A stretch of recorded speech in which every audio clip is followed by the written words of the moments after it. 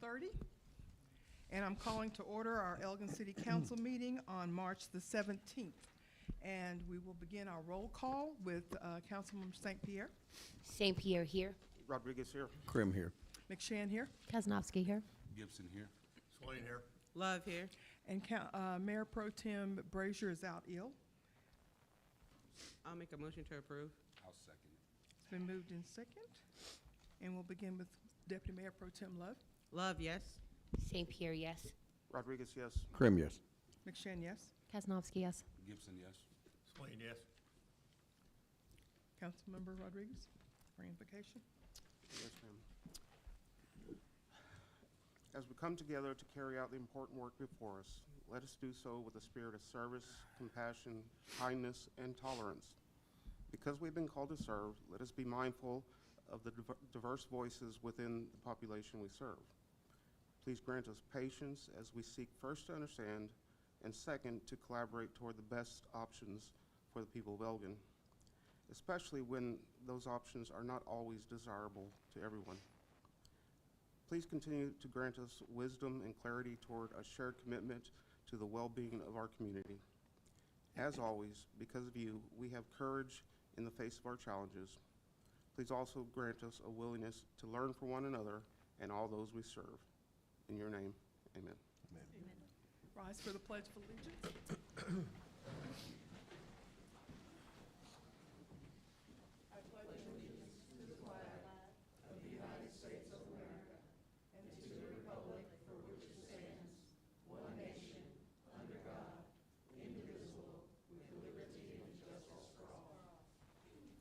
Texas flag. Honor the Texas flag. I pledge allegiance to thee, Texas, one state, under God, one and indivisible.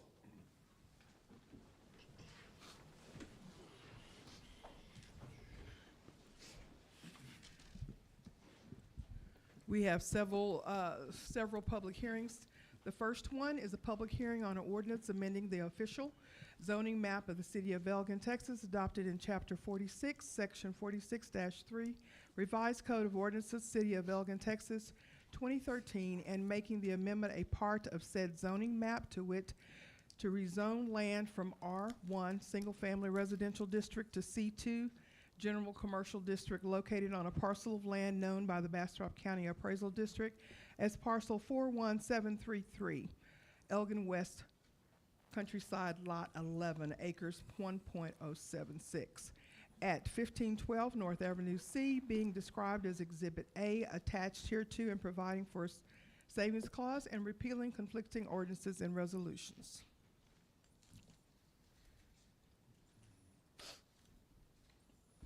And I don't believe, let's see.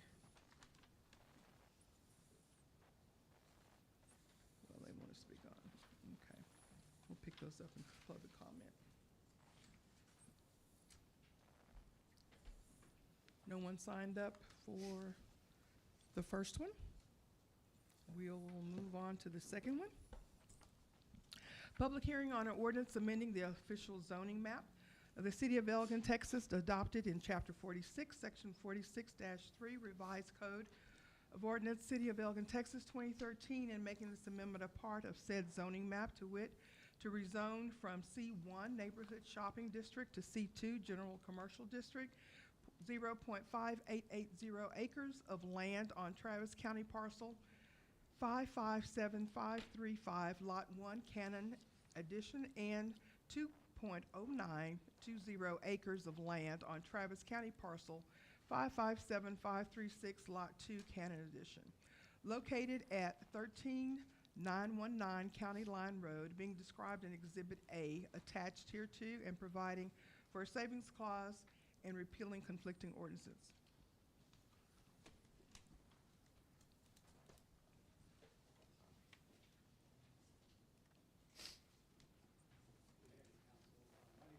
I'm representing the buyers for this process question. When should I open the public hearing and do the presentation? Did you sign up already for? I did not. I did not know I need to sign up, but I'm representing the applicant on this. The buyers? I can or the I can sellers? fill one out now. Would that be under that item? So When we when, get It'll be, lower? yeah, let's wait until that item. okay, thank you.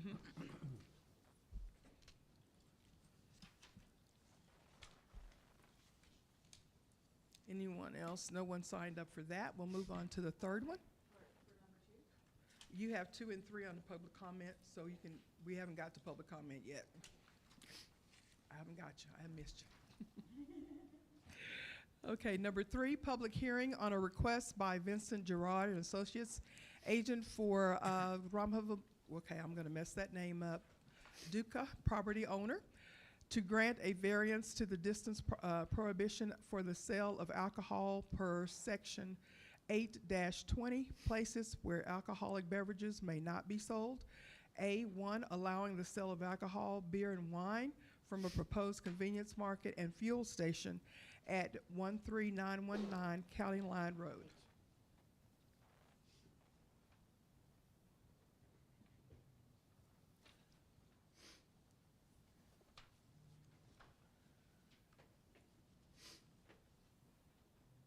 Okay, no one signed up for that. It is 6:36, and that ends our public hearings. Now we'll move on to public comment, and we have a few who have signed up. The first one is Keith Simpson.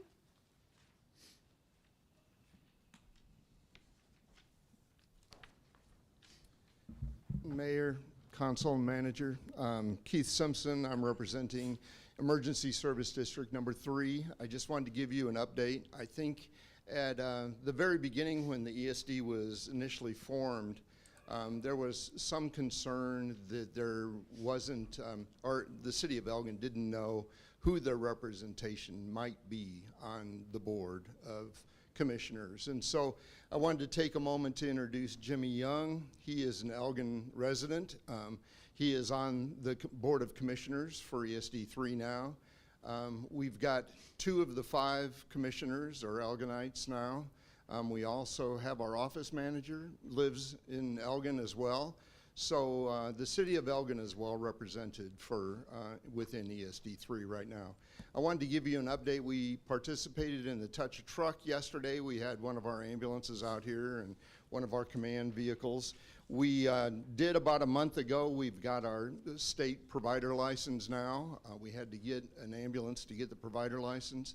We're moving on to get our narcotics license, and we're getting our NPI number for Medicare and Medicaid.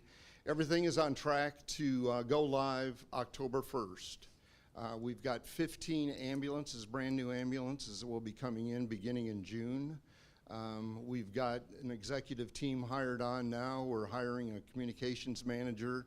We're going to be setting up a 911 center as part of this with a dispatch component to it. And so things are moving fast and furious. You're going to have one 24-hour ambulance in Elgin.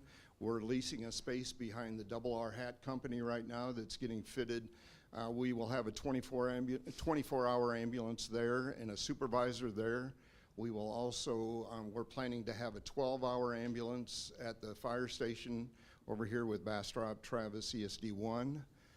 So you're going to be having some great coverage here moving forward. I'm happy to report that we set a response time goal of 90%. That's in the top decile, and for priority 1s and priority 2s. Currently, Elgin, urban Elgin is at 87%.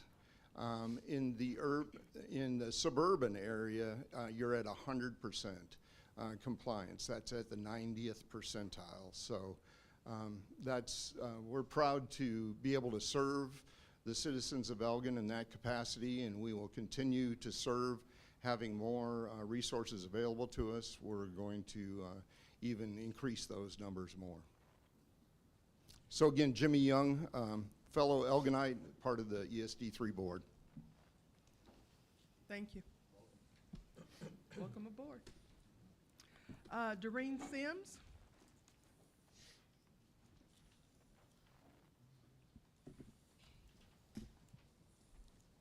Before I begin, I sent in a packet, and if you guys can pull it up, I'm going to refer to a couple of the things in the packet. I like to come with illustrations, visuals. It's my marketing background.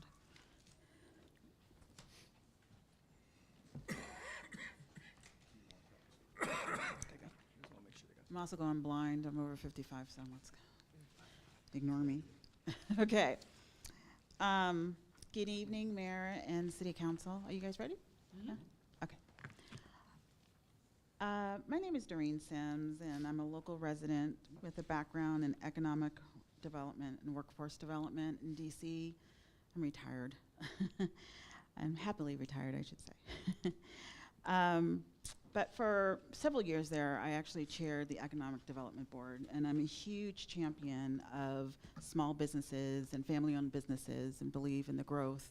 You know, Bastrop County has over 50% of small businesses are here, and those are micro businesses, mostly.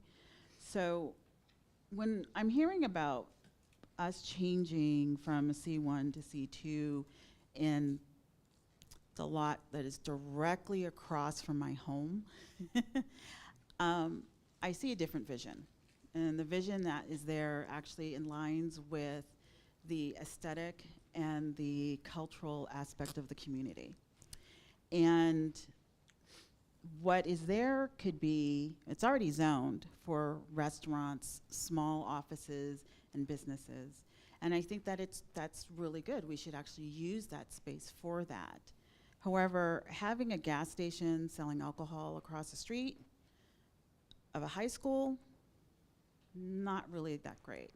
Also, if we're looking at economic development, we're looking at the aspect of oversaturation. So Texaco is about half a mile down the street, about a block or so, and then beyond that is Shell. If you go straight down Avenue C, there's another gas station on 95 and Avenue C. But within a radius of 2 to 3 miles, we have over 7 gas stations. So when we're looking at economic development, that's kind of an overuse, and it's really not needed. But what is needed, and what my neighbors and myself have been talking about for years, is having that land, or hoping that land would house like a bistro. And I can cheat a little bit, but multi-use property, right? So why not have a multi-use property where we have a small event room for 100 to 150 people, along with a bistro, along with small businesses? So if you look at page 5 and 6, you will see that I came up at 2 in the morning, don't judge me, a couple of ideas. I'm in love with A&F because they're set back, and I'm literally on the corner. I'm sorry, your time is up. Okay, thank you.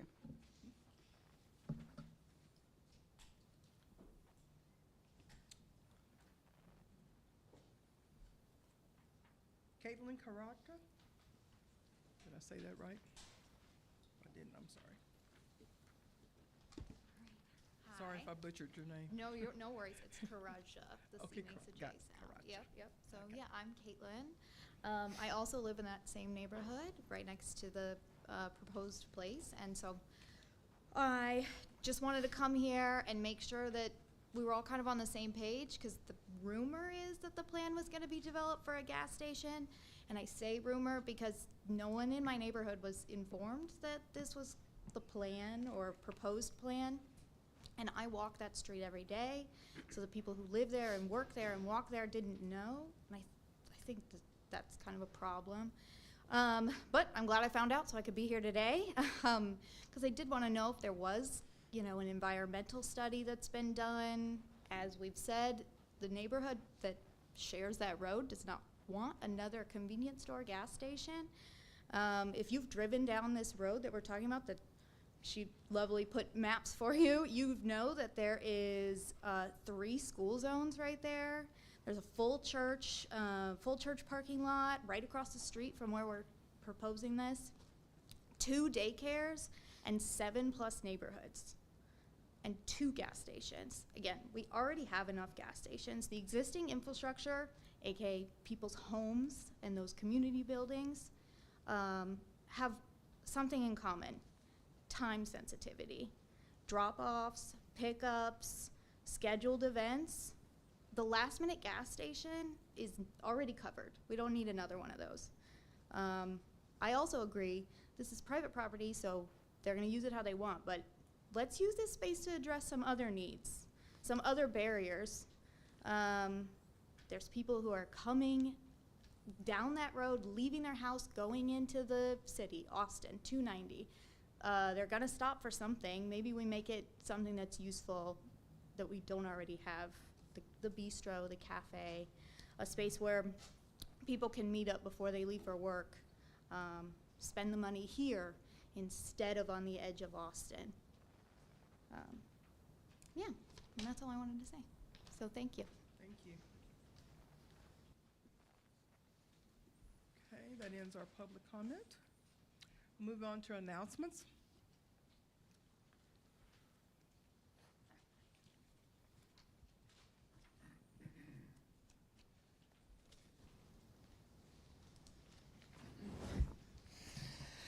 Hello, Mayor, Council. Christine Alvarez, Main Street Manager. We have a lot today, so y'all just buckle up. Nature Night at the Elgin Rec Center, Wednesday, tomorrow, March 18th, 6 to 8. Night Explorers, Elgin Parks and Recreation, and the Girl Scouts of Central Texas at Thomas Memorial Park on Thursday. The Community Potluck, hosted by Elgin Parks and Recreation, is this Friday, and I will have a table, so I expect to see all y'all out there. Spring planting class and plant swap hosted by the Central Texas Plant People at the Elgin Public Library.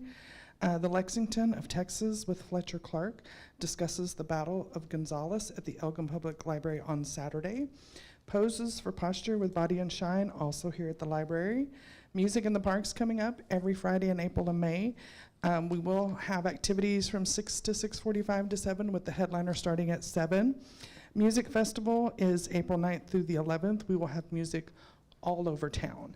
And that's what I got, so I hope to see y'all out. Thank you.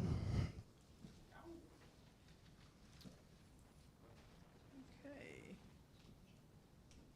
Next is our presentation from the Elgin Police Department.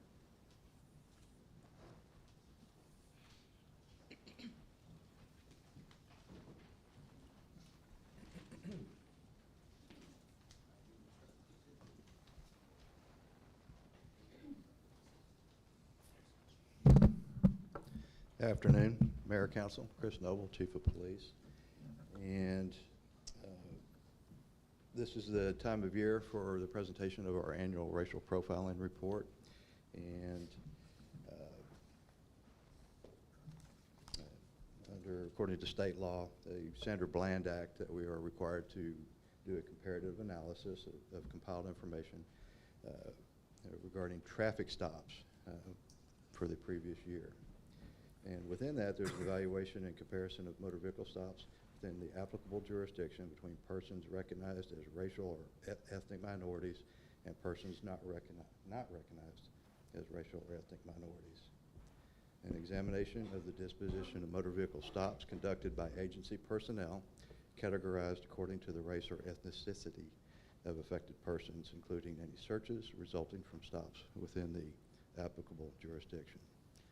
And then lastly, evaluation and comparison of searches resulting from motor vehicle stops within the applicable jurisdiction and documentation of whether contraband or other evidence was discovered during the course of such searches.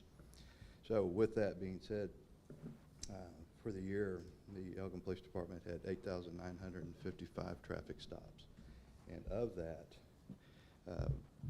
the ethnic breakdown of those stops does fall within the racial breakdown according to the government census as it is so far this decade.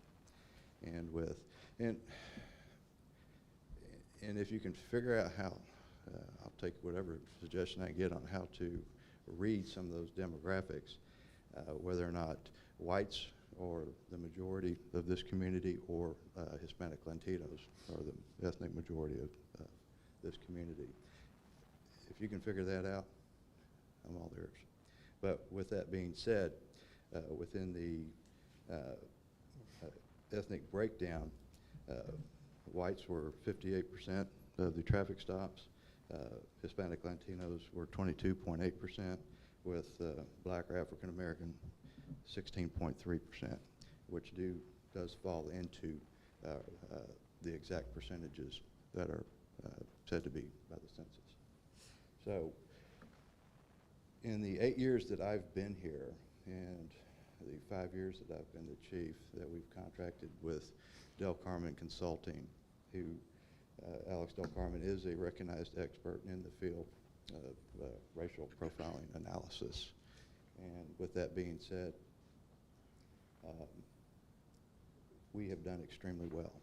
And since we have started this journey of bringing about the change that was mandated by this council when I took office, and I am proud to say we've done a really good job.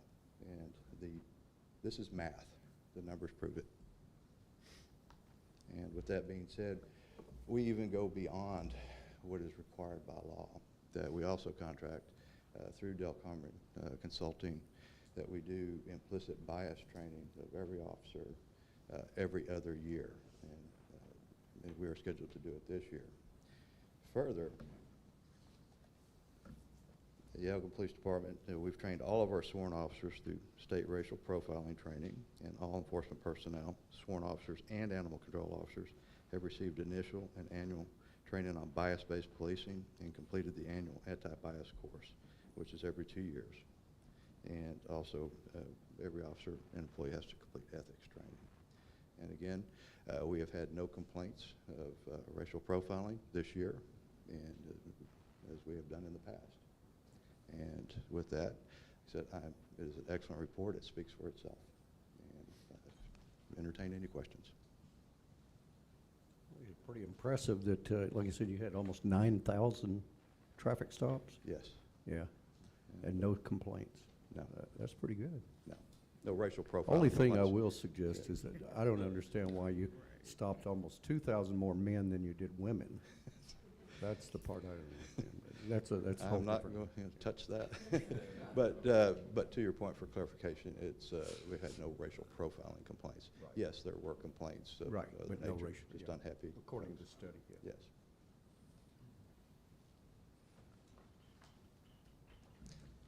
Very good. Thank you very much. Thank you, Chief. So let's do that.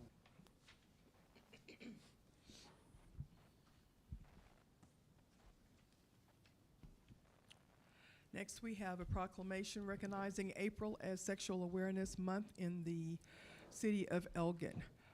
Whereas April 2026 marks the 25th year of Sexual Assault Awareness Month, a time to bring attention to the widespread issue of sexual violence and empower communities. And whereas the theme 25 Years Stronger, Looking Back, Moving Forward, honors the movement's history and growth while reaffirming our commitment to a safer future for all. And whereas looking back, we remember the survivors and advocates who laid the foundation for change. Moving forward, we renew our focus on prevention, healing, and action. As we celebrate 25 years of SAM, we recognize how far we've come and the work that is still ahead. And whereas most women and men who experience contact sexual violence reported that the person who harmed them was someone they knew. And whereas over 53% of women and over 29% of men reported experiencing contact sexual violence, whereas 1 in 5 male victims reported only male perpetrators, 1 in 2 had only female perpetrators, and 1 in 6 had both male and female perpetrators. And whereas more than 1 in 4 black women, 29% in the United States, were raped in their lifetime, and 1 in 3 Hispanic women reported unwanted sexual contact in their lifetime. Whereas together we shall look back and move forward by reflecting on where we have been, honoring survivors, acknowledging progress, and recommitting ourselves to creating a safer future for all. Now, therefore, I, Teresa McShann, Mayor of the City of Elgin, hereby join advocates and communities across the country in recognizing April as Sexual Assault Awareness Month. And each day of the year is an opportunity to create change for the future. I witness whereof In witness whereof, I have hereto set my hand and caused the seal of the city of Elgin to be affixed this 17th day of March 2026. Do we have anyone here? Oh, there's, okay.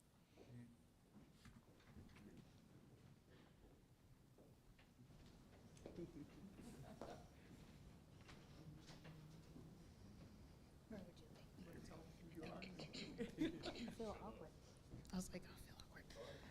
Oh, you want to take a picture? Go ahead and say, I want her to tell everybody who she is. Hi, Jerlicia Thompson, or Gigi, with the Bastrop Family Crisis Center, and thank you all for your resolution. We highly appreciate it.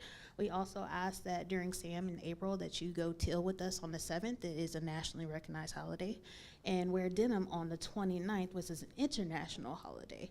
So I ask those supports for you. Thank you.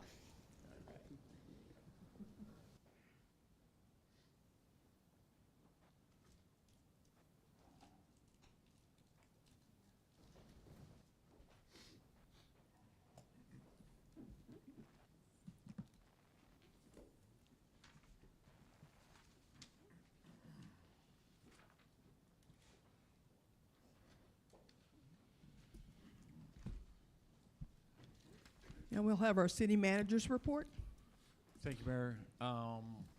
If I can start with our Parks and Recreation Advisory Board quarterly report. We are excited to have a board representation, and Ms. Mariah, and please join us to introduce, at least to me, and if you can take it from there. Sure, yeah. My name is Lacey Hilliard. I am the chair for the Parks and Rec Advisory Council. Wonderful. My name is Mariah. I'm the Recreation Center coordinator. Great. What's your, sorry, Mayor, taking over yours, sorry. Well, it's my report. Well, we're here to obviously, one, welcome you. Two, we do have a quarterly report that we would give. Is there anything special in there aside from your meetings or anything you'd like to point out, especially to our city council, mayor, well, you have, you know, us here? No, I think yeah, so we're looking into installing some new grills at some of the parks.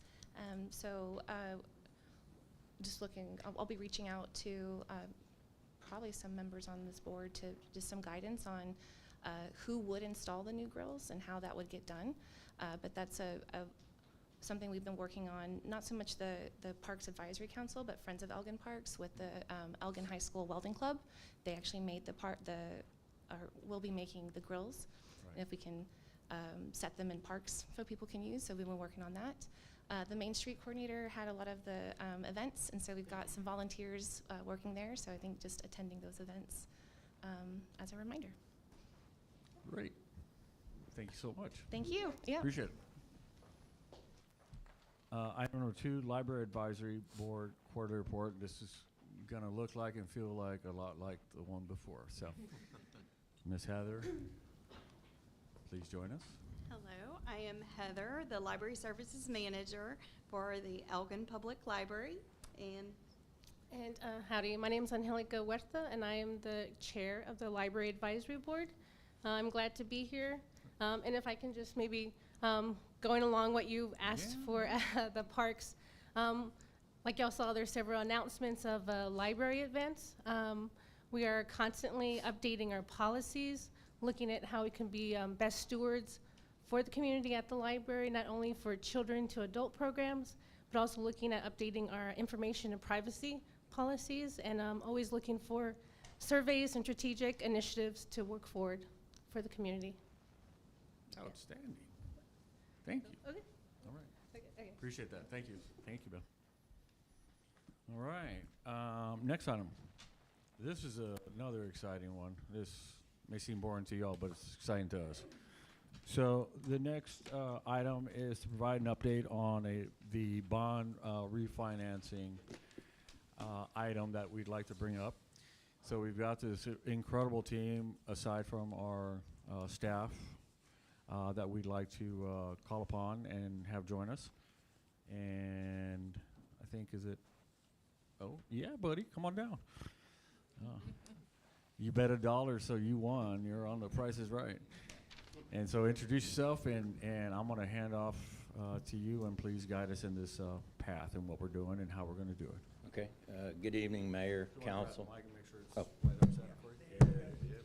For the record, my name is Chris Allen. I'm with RBC Capital Markets, financial advisor to the city. You should have in front of you a one-page report here, just kind of summarizing what we're here tonight. There's an item on the agenda. So the city has an opportunity to refinance or refund some of its bonds for savings or outstanding debt. You'll see there on the left-hand side of the page there's a table that says refunding targets. These are the bonds that are currently callable. As all of you may know, when the city or an issuer issues debt, we typically put a 10-year call feature on that.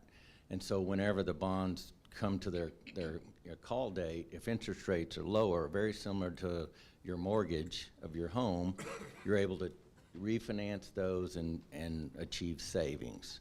So you'll see there's a combination tax and revenue Series 13, some general obligation refunding bond Series 2015, combination tax COs 2015, and combination tax COs 2016. Those callable par amounts are what we're looking at to take out and refinance to provide savings. Below is a summary of the results, and this is a moving target. As you know, we'll go into the market in a couple of weeks, and if rates remain somewhere near the same, we'll be able to lock in savings. Currently looking at what the savings are relative to where interest rates are today, we're looking at achieving a debt service savings of about $636,000. The next, if you look to the top right-hand corner of that slide, you'll see the savings on an annual basis. It represents about, you're looking at about $43,000 to $45,000 annually through the life, or 2040.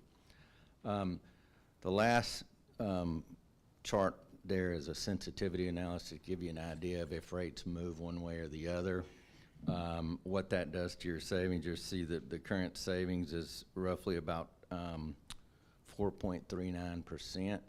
If rates go down by another 1/4 percentage point, you can see that go up to about 6%. If it goes below or goes down by 25 basis points or goes up by 25 basis points, it lowers the savings to 3%.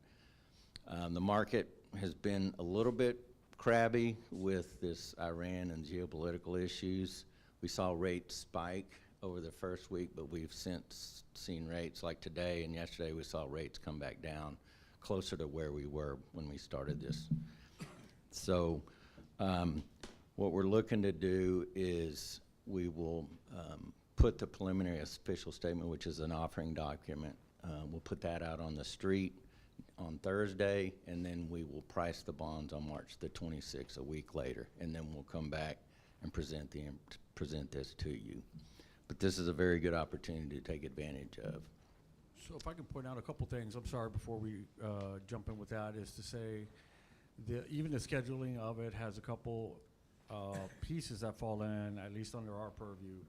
You know, the smart people in his office and the team that's made up, the financing team, that's one thing. But at least on our side too, is that today, obviously we get our audit released. And then two, we have a Moody's rating that should be coming out Tomorrow. tomorrow. Or excuse me, Thursday. Thursday. Thursday, yes, sir. And so, of course, having a, smart enough team to say, let's go ahead and do this after the fact so that we have that going in, that backwind going into the market, was smart enough to schedule it that way. But getting on board, getting it ready, and prepping everything, and scheduling it the correct way, and the timing part of it, I think it's key. But it really is, it's hyper-technical. I'm not smart enough to know any bit of that technicality, but I am smart enough to know when we can save the citizen $1, we're going to do it. And so for us, what may seem as, I don't know who, but $45,000, $50,000 a year might not seem like much into a $27 million budget. It is a lot to us, and so we're going to take it, we're going to put it before you, and that's why we're going to go through this, and hopefully you'll consider this when we bring it back up. And you'll see a couple different mechanical things that we will go through on the agenda, and they're just helping us work through this and getting us on board. As you know, having bond counsel, the underwritings advisors, we've been going through a lot of different things behind the scenes to get this to where we're at today. And so, Well, and I'd like to piggyback on that. Yes, sir. Your manager, all your staff has done yeoman's work getting all this stuff put together. Also, on top of putting the audit together, they went through the rating process. We've had diligence calls, and they've all done a very good job, and I did want to give a thanks to that. They've done great work.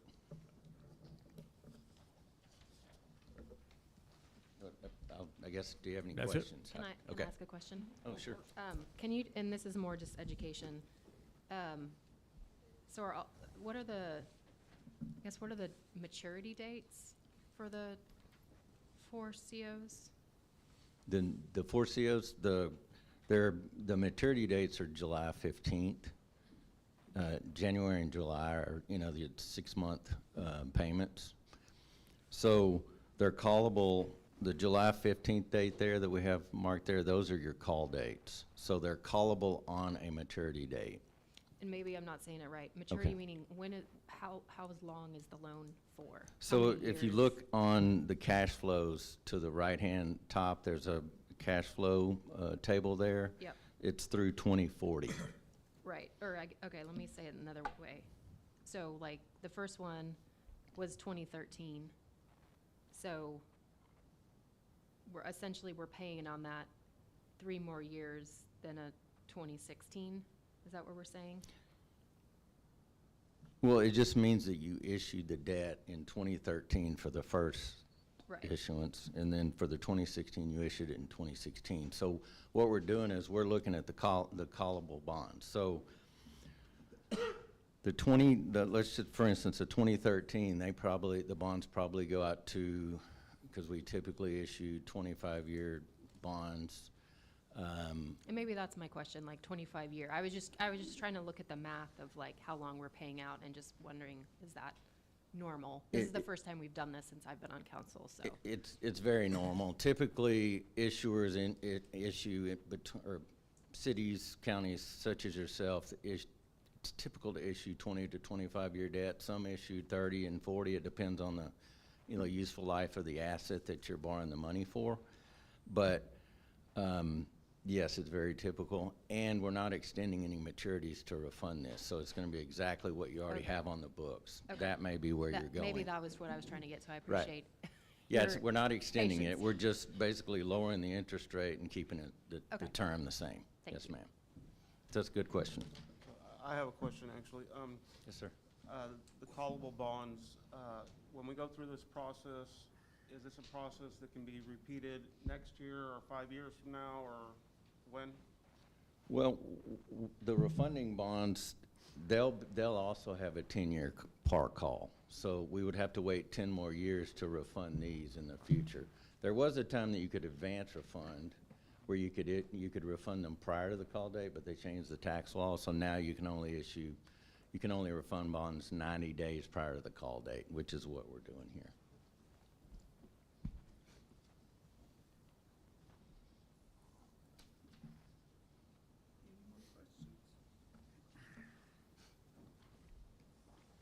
Thank you. Thank you. We do have an item in the agenda, so we'll continue conversation in case there's more. That's true. Next, we do have a review of our 2026-27 budget calendar. And so you do have a copy in your hand. We are using this as an example as what it looks like generally for the public. We apologize, but technically we put up some key dates up there. You have in your hands though what we suggest it to be. Good ahead. evening, Mayor and Council. For those watching at home, I'm Pam Sanders. I'm the HR Director and Interim Finance Director. In front of you, the dates on here are pretty standard for staff. The ones where you need to pay attention to would be the workshop dates, because those are in between council meetings that are already scheduled. And if these dates aren't good for you, you still have time to organize and refine those dates. We are asking this year, though, that at the workshops, we plan a discussion in advance so that staff's prepared to answer your questions.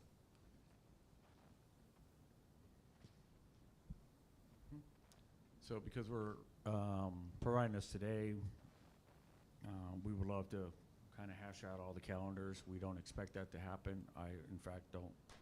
I mean, unless there's something extremely obvious where something overlaps with a national holiday.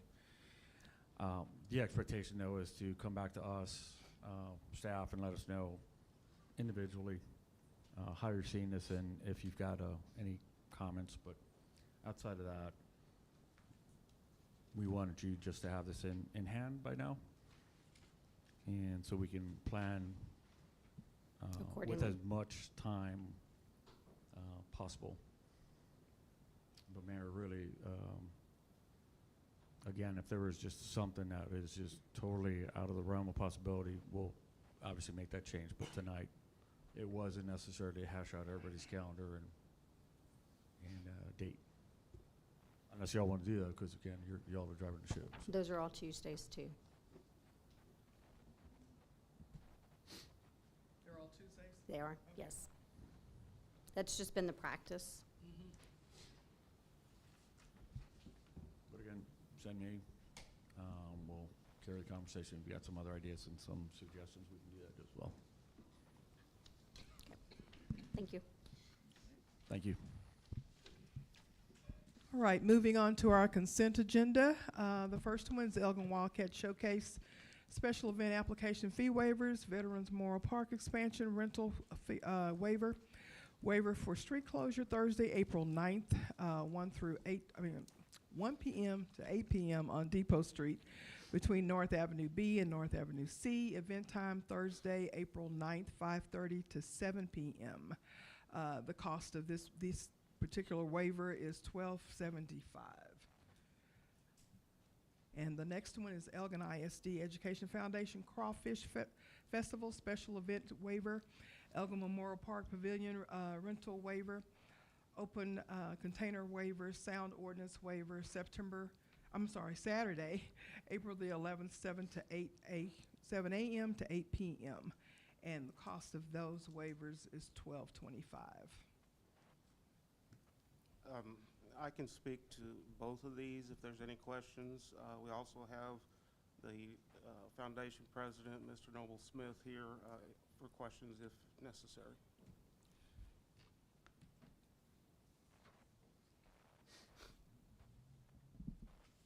Is Noble doing the crawfish? Not personally, but we do have individuals who are helping us out in reference to cooking the crawfish, doing the crawfish. It's, I don't know if I need to stand up, but it's a benefit for Elgin ISD. If you join us at Introduce the- yourself, in case Please. Yes, people sir. don't know who you are. Oh, who does? Good afternoon, everyone. I'm Noble Smith.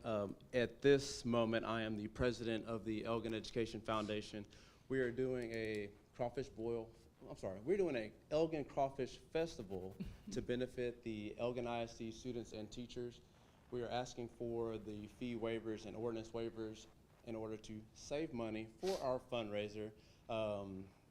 It's an event that we want to make a staple within the community. We do a Topgolf fundraiser that's really for our vendors in the fall. This is a community event driven towards our community, our teachers, our students. We're really asking to save money on those fees. That way we can make all the money from the fundraiser.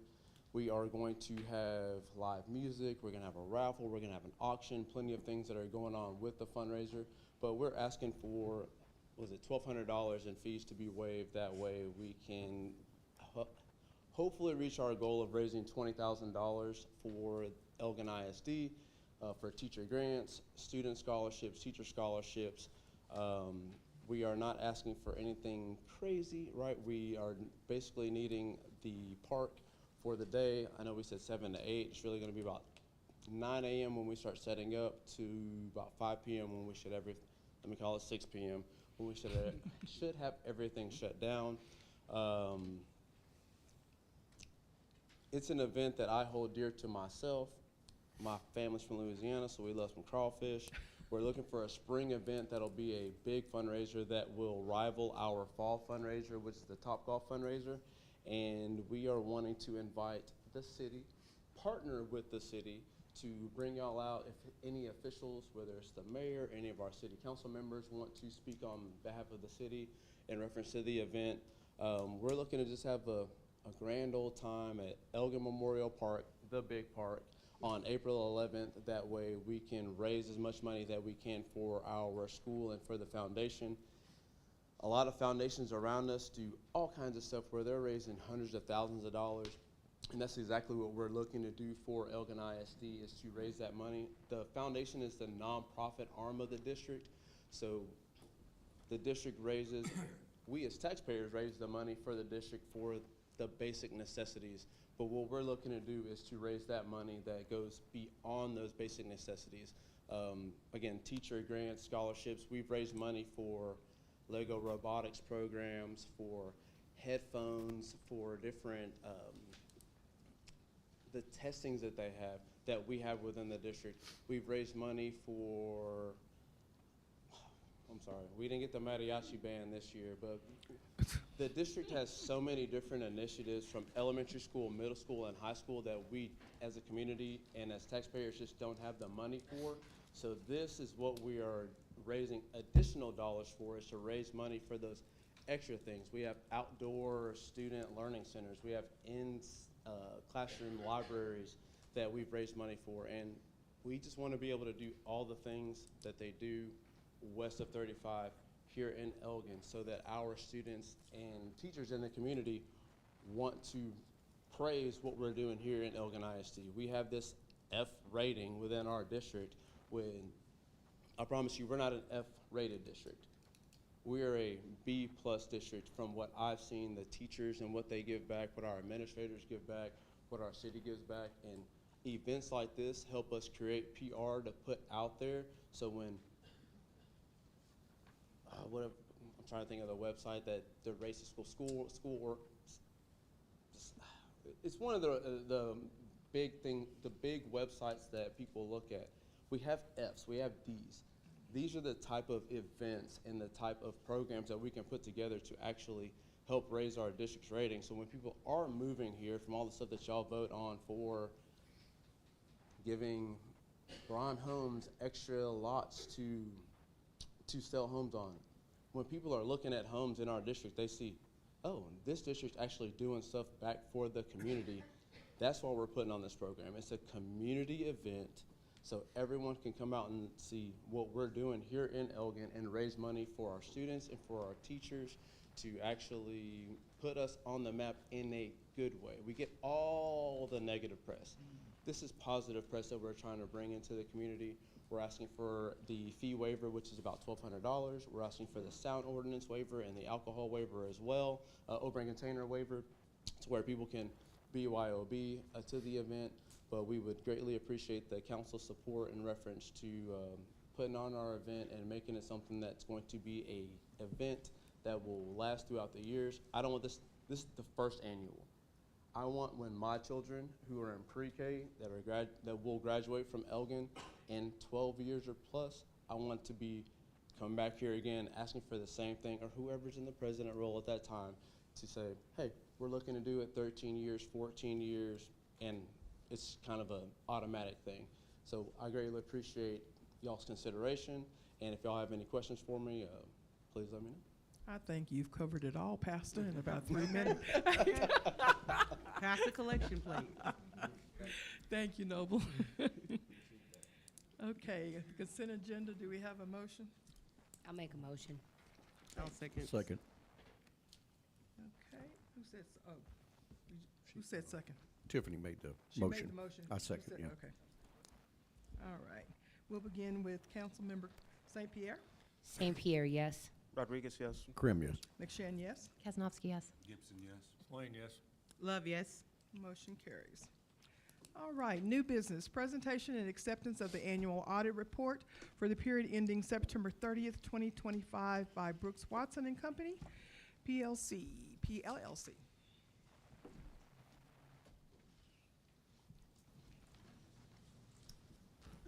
Good evening, Mayor, Council. It's great to see you all again. My name is Mike Brooks, audit partner with Brooks Watson and Company. I will be presenting you with your annual audited financial statements for the year ended September 30th of 2025. Oh, thank you. I believe you all have a copy of the full audited financial statements. It's a pretty significant report. I've tried to summarize some of the more important numbers and statements within the report in a summary presentation.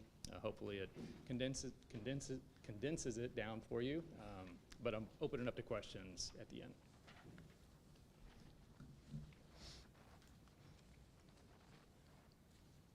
Okay, first, I just want to briefly go over the audit process. The audit can be broken into 3 general phases. So the first is the planning and risk assessment phase. This typically occurs prior to year end, but we're coming out and doing our fact-finding mission and putting together our preliminary audit plan. So we want to find out what's happened this year, what's different, what's changed. The next stage is the bulk of what we do. So this is what you're typically used to with most audits. This is when we're coming out looking at all the source documents, bugging all the staff, doing all of our tests, and looking at all the support for all the material assets, liabilities, revenues, and expenditures. And the final stage is the conclusion and reporting. So this is the wrap-up of any findings that we did have and the presentation of the report by myself to council. Next is the independent auditor's report. So this is our contribution to your audited financial statements. So all the information contained in those financial statements are derived from city data, city financial data, and policies. This is our letter, and this is our opinion over those financials. So we can issue 4 possible outcomes of our opinion. It could be an unmodified opinion, which is the one you want, or an adverse opinion, which is one of the worst. So those are varying levels of assurance over the financial statements. We have issued a clean, unmodified audit opinion over the financial statements. So this is the highest level of assurance that we can give that these financial statements are free of any material misstatement and all footnotes are disclosed in accordance with GAAP. Next, I just want to touch on several financial highlights. So as of the end of the year, total citywide assets exceeded liabilities by $68.7 million. Your governmental funds, which include your general fund, capital projects, special revenue funds, and debt service funds, had total combined ending fund balances of $8.7 million. This was a decrease of about $2.6 million from the prior year. Your unassigned fund balance in the general fund totaled just under $2.8 million this year. And the city had an overall increase in net position on the full accrual level of $11.3 million. Next is a summary of your governmental activities revenue. So this excludes your water and sewer fund. This is just your general fund and other governmental funds. Total revenues for the year were $22.2 million. This was an increase of about $3.4 million. Your property taxes totaled $7.9 million, had an increase of $1.4 million. Your sales taxes totaled $2.9 million, also had an increase of $117,000. Your charges for services totaled just under $6.4 million and had an increase of about $550,000. And your grants and contributions totaled $3.7 million and had an increase of $1.6 million. Next is a summary of your governmental activities expenses. Again, this does not include your water and sewer expenses. Total expenses for the year were $19.1 million. This was an increase of about $1.2 million over the prior year. Some of the larger expenses were public safety at $5.4 million, had a decrease of $580,000. Public Works totaled just over $2 million and had a decrease of $84,000. General Government totaled $5.2, had an increase of $1.2 million. And your Parks and Rec expenses totaled $3.8 million and had an increase of about $875,000. Next is a summary of your changes in fund balance for your governmental funds. So the numbers I'm going to point out here are your overall increase or decrease in fund balance for each of these funds. And then we'll talk about the ending fund balance for your general fund. But starting on the left-hand side, your general fund had a decrease this year of about 2.4 million, primarily due to a transfer out of the general fund into the capital projects fund. Your capital projects fund had an increase this year of just under 8 million. This was almost entirely due to transfers in. If you recall, there was a fund balance, overspent fund balance last year of about 6 million, and funds were transferred in to replenish this fund balance up to a positive position. That came from the general fund and your other capital projects, capital improvements fund. So that fund currently has an ending fund balance of about 1.8 million in the positive.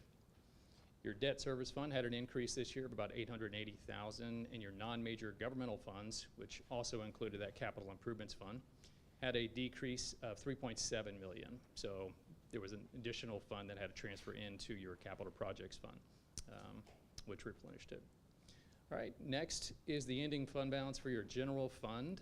This is an important number to look at because cities do want to maintain an adequate unassigned fund balance reserve in case of emergencies or unplanned expenditures, which came in handy for current year transfers. But the ending fund balance, the unassigned portion of that ending fund balance can be compared to your annual general fund expenditures to assess the reserve. So when you look at it, and you say if it could fund operations for 2, 3, 4, 5 months, or maybe just a percentage of the annual expenditures for your general fund. The city's policy is to have a 25% reserve, and that's a pretty general rule of thumb, pretty common. This year, the city ended with just under 2.8 million, which equated to about 17%. And this was entirely due to the decrease this year related to the transfer. But overall, it's not in a terrible position. The GFOA recommends a minimum of at least 2 months, and that's right where you guys sit. So it is below city policy, but I assume the city will be taking steps to increase that. Next is the budget to actual for your general fund. So on the left-hand side, you see the final budgeted numbers. This is after all amendments have been made. The city did have a final budgeted deficit, so a planned reduction in fund balance this year of about just under 4.3 million. The city had positive revenue variances, positive expenditure variances, and positive other financing sources and uses, which are generally going to be your transfers. So as the city did have a planned deficit, so you anticipated decreasing fund balance by just under 4.3 million, you had a smaller decrease of about 2.4 million. So that resulted in an overall positive budget variance of about 1.8 million. Next is a summary of changes in net position for your utility fund. The utility fund is often called an enterprise fund because it is ran similar to a private enterprise in that it is funded with fees and rates. That's different than your governmental funds, which are funded by taxes and other grants and sources. These funds should have rates that are set at the appropriate level that should fund operations, debt service, and any capital improvements. So if these funds are losing money or you have decreases over time within these funds, it's typically an indication that there's some sort of rate issue or operational issue that needs to be addressed. As of the end of the year, the utility fund had an overall increase of about 5.8 million. So that amount was added to your ending net position. And I will say at least about 3 million of that was related to impact fees, which are restricted for capital projects. So just operationally, it wasn't quite as significant, but it still was in a positive position. All right, in addition to my audit presentation, you do have 2 additional letters in your packet there. One is our required auditor disclosure letter. So this just gives us an opportunity to discuss any issues that we had with the completion of the audit, some of our more significant disclosures and estimates and risks. Overall, the audit went much better this year, and we were able to get it issued much sooner. The city did a lot of work to get it to that point, and I think it's been quite some time since the city's been able to issue prior to March. So I don't know how many years, at least 3, but possibly more. So it's a significant change from last year, and the staff here did a great job getting everything for us. In addition, we do have our findings and recommendations. So we did have several findings. I would say about half as many as we did last year. So the city did make improvements there as well. And I won't go over each of those, but if you had questions or would like me to talk about anything else, I'd be happy to.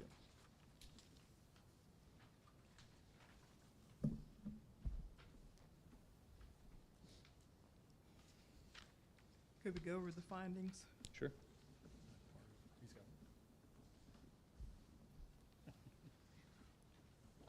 So the findings are going to be the slightly thinner letter.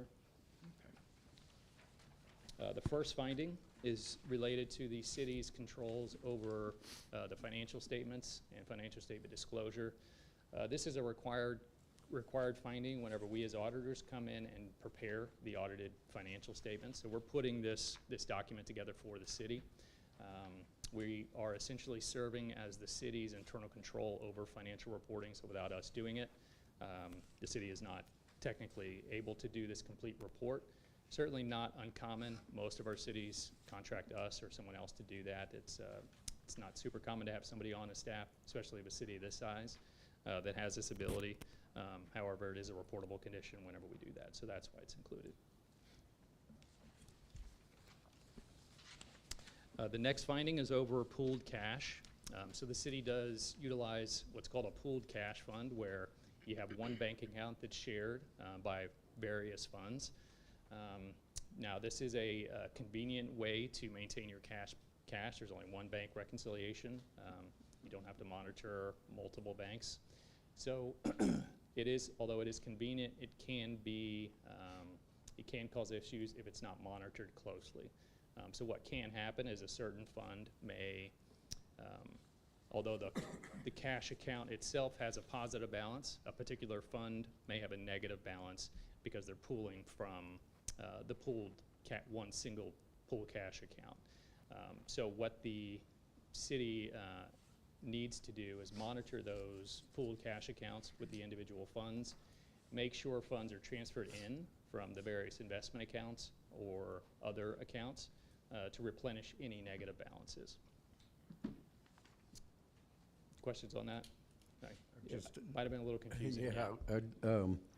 In the event that there's a deficit in one fund or whatever the others, we're not required to do an amendment to the budget. We just, because it's in a pooled account, we can just. So it's not the expense that's being overspent. It's really just, imagine the city has your investment account. So you have a taxable account.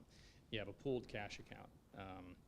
And the pooled cash is spending cash, but the city isn't transferring it in from the investment account to replenish that. So it's a matter of monitoring it, placing the cash back into the pooled cash. So it's not as if the city is spending money it doesn't necessarily have. It's more of an administrative function of making sure that cash. I was just saying in terms of trying to keep track of it, you know, I don't know. Yeah, our recommendation is that the city reports these cash balances to the city at every meeting, so you have a visual of what's going on there. But overall, the count itself, the pooled cash is fine. It's really just the city's administration over how it works. How many is multiple? Have to look back. I don't want to give you a number. It's several, though.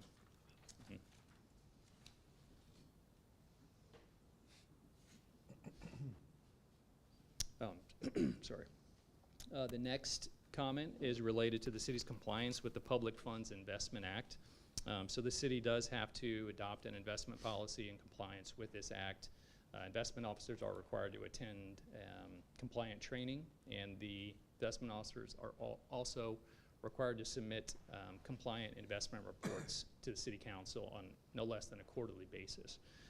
So the city had not reviewed and approved the policy annually related within this audit period, and some of the investment reports did not have all the required documentation. So our finding here was recommending that the city make sure that you follow this act and become compliant with it. And the next comment is related to a change in the state law over competitive bidding requirements. So recently there was a change which required bumped up the minimum threshold from 50,000 to 100,000 for competitively bid projects. So the city should update and have that incorporated into your current purchasing policy.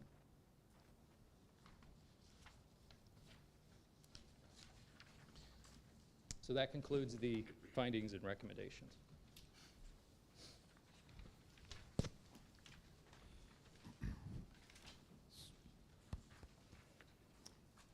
So, Mayor, also, we do have a couple things we'd like to kind of go over on the internal processes that we have after Mr. Brooks is completed with whatever he needs to be presenting this council, but so that we can, and I know he's got his presentation. We don't want to get in front of that, so we want to, but we did want to, before we go off to the next one, we did have a couple things we wanted to kind of just also provide the council as well, some updates too.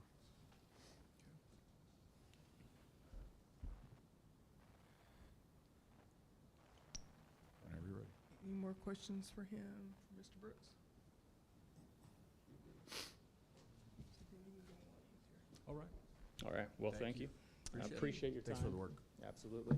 And you guys know how to find me if you do have questions. Oh, we will. All right. Thank you. Great.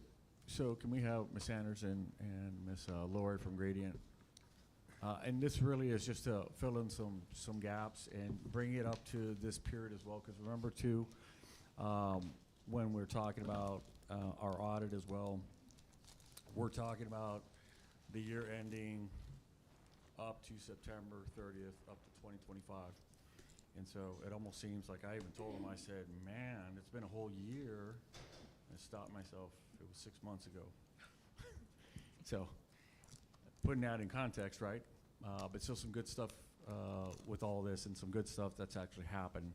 And so I just like to bring up a couple things and the timing of some things and some of the reporting that we're doing, some internal controls, and some things that we're doing right now as to how some of the stuff that we're caught up to date and doing some things already so fast and so clean and clear that I want the council just to know how on track we are with doing this. He was tasked with doing up to 25. I just want to already start talking about, October 1, 25 forward too. That's what excites me as well. But that's why I want to give you a sneak peek as to, since that October 1, 2025, what we've been doing to course correct and even get better since then. So can you give us a couple things on what we're talking about? Sure. So I don't know if you all remember this slide from last year. We've updated it.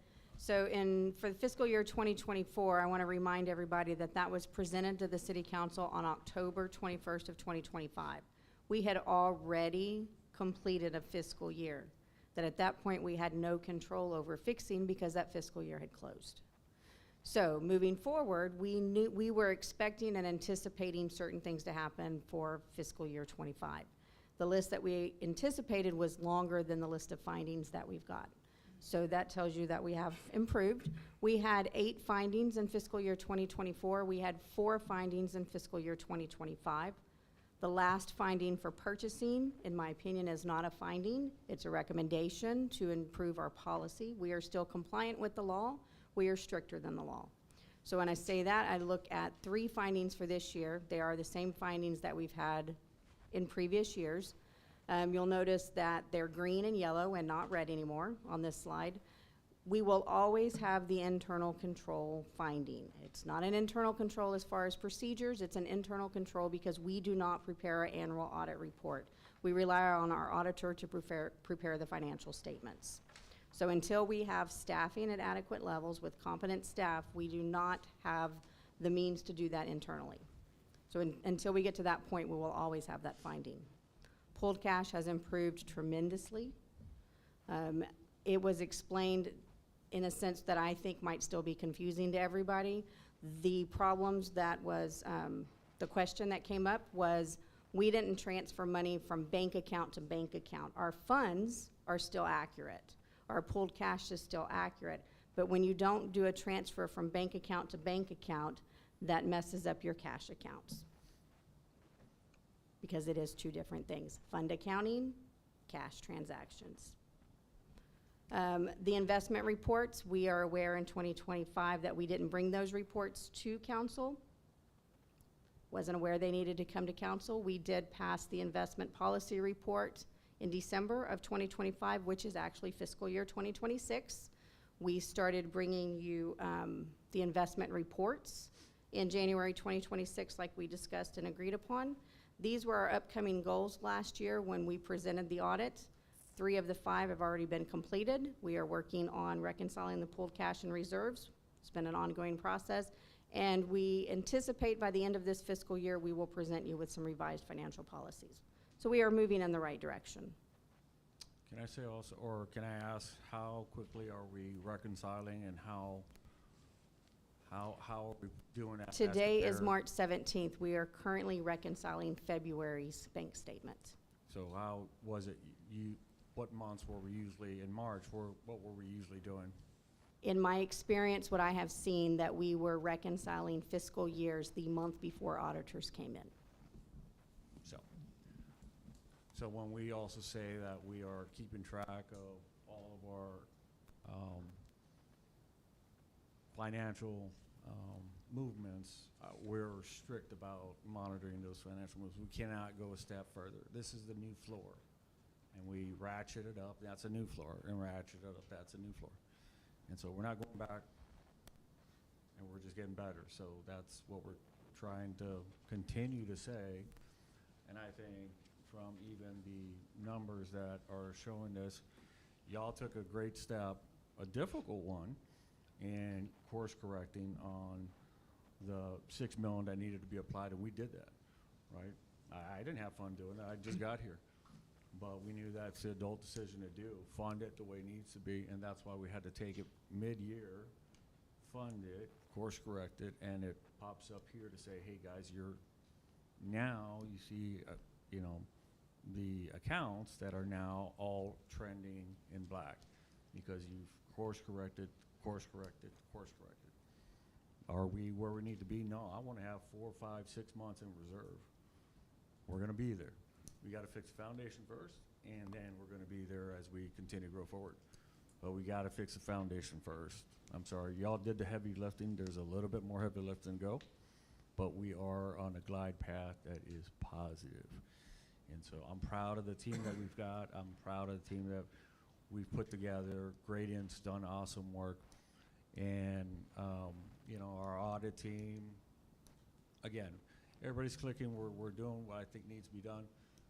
Now we need to start seriously looking at getting that executive level team, that infill team of the mid-managers to start now coming out here because we have a big story to tell, and I think we start attracting those people that we want to attract.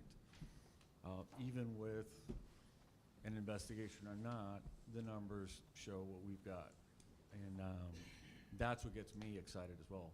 Not just this, but finally that one thing that's still left off on my list to find a good or great finance director may soon come.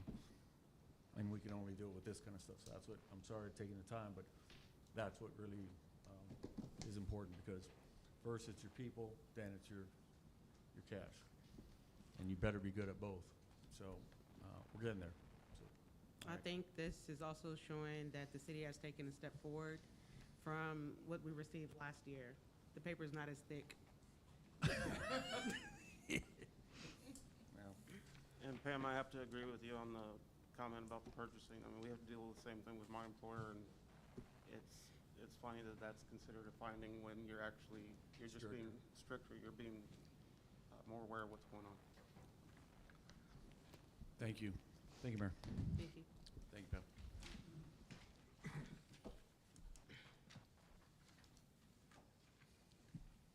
So there's technically, there's no requirement for y'all to accept it.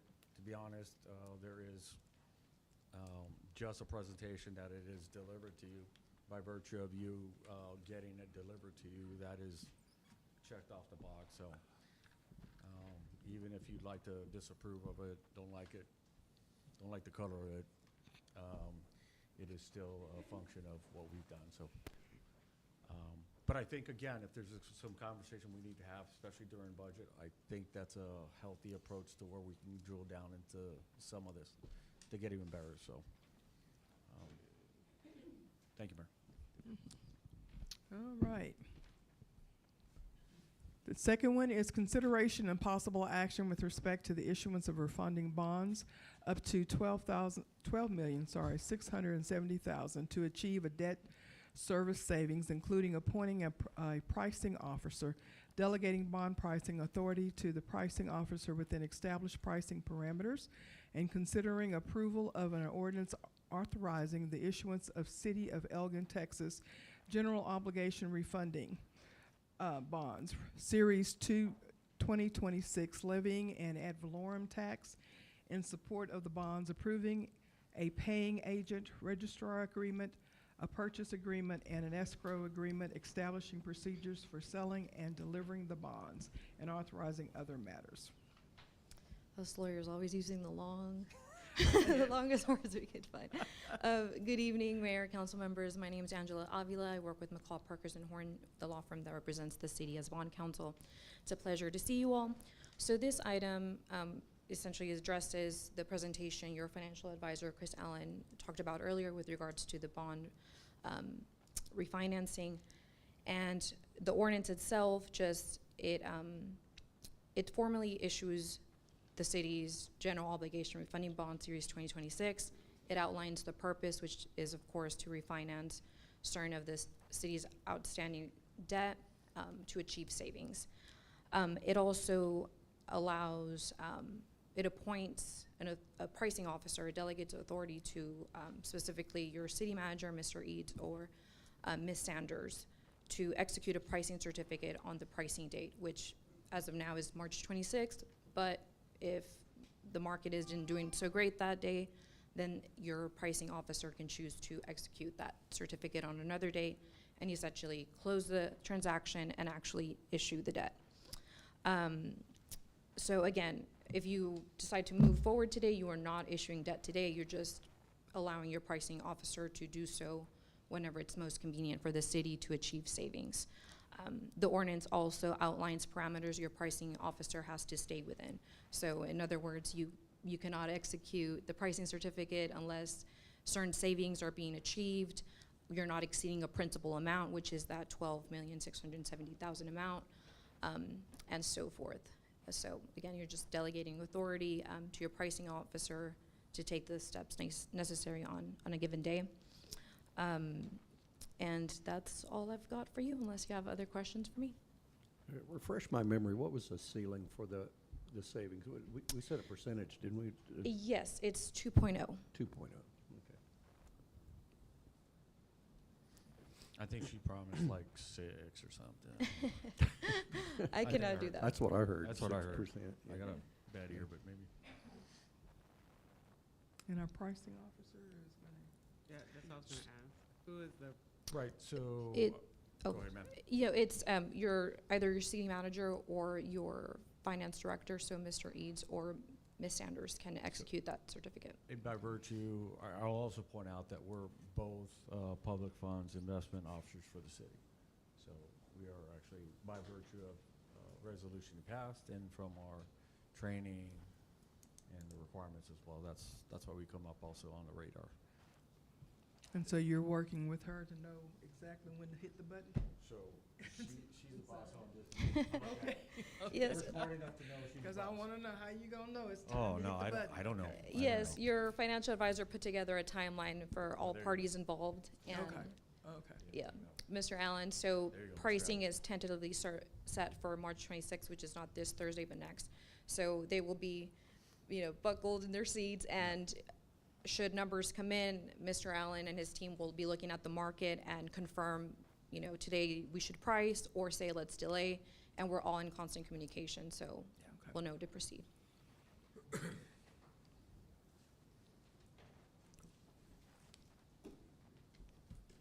So this is to give authority for them to act on our behalf of refinancing.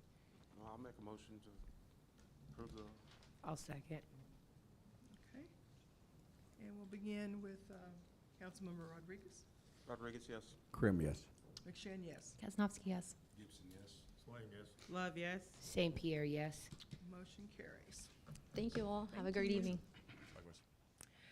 Okay, number 3 is an ordinance amending the official zoning map of the city of Elgin, Texas, adopted in Chapter 46, Section 46-3, Revised Code of Ordinances, the city of Elgin, Texas, 2013, and making the amendment a part of said zoning map, to wit, to rezone land from R1 Single Family Residential District to C2 General Commercial District located on a parcel of land known by the Bastrop County Appraisal District as Parcel 41733, the Elgin West Countryside, Lot 11, acres 1.076 at 1512 North Avenue C, being described in Exhibit A. Attached hereto, providing for a savings clause and repealing conflicting ordinances. Good evening, everyone. My name is Melissa Lippick. You don't normally see me here. I am Bo Perry's stand-in. So my role is the secretary for the Planning and Zoning Commission. My title is Planning Technician for the Development Services Commission. So this item was one of the public hearing items earlier today.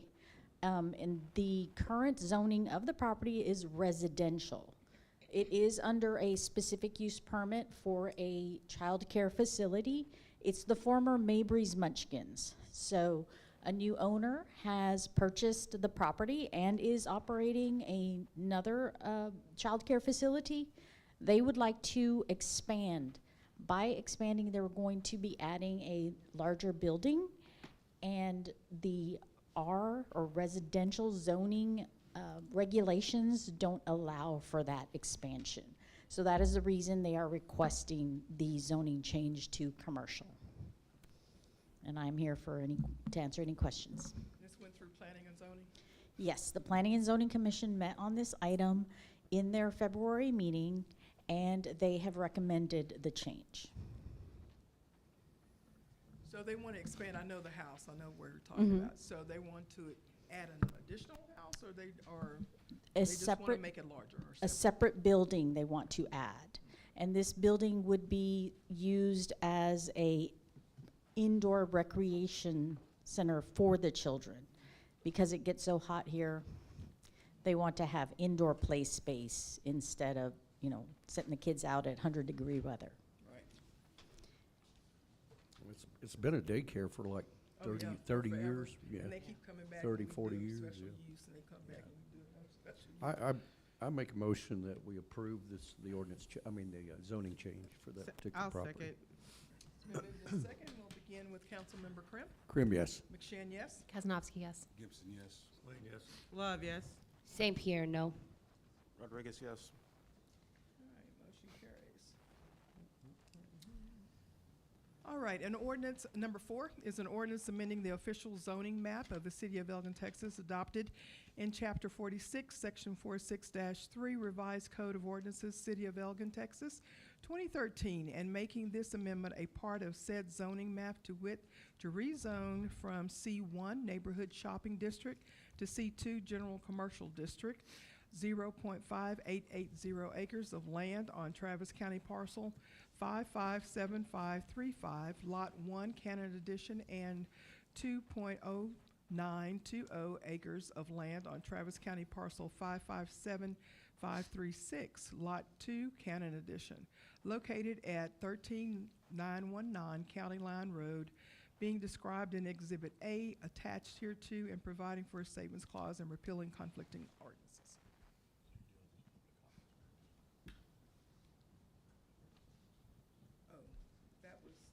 There he is.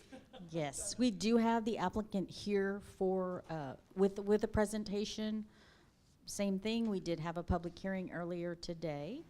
And this property is currently zoned C1, so it's already commercially zoned. And they want to change the zoning to C2. What is the difference between C1 and C2? In addition to adding more commercial uses, the main difference is the size of the building.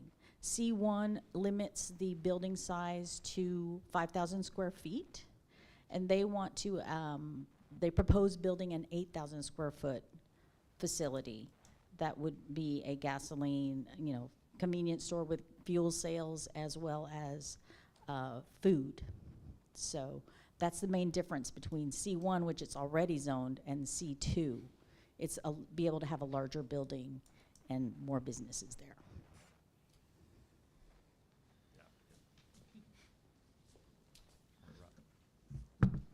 Justice. Thank you, Mayor and Council. City Manager Vincent Hebinger with Vincent Gerard, representing the proposed buyer for this thing. As you know, it's been vacant for a while. Well, let me get this right.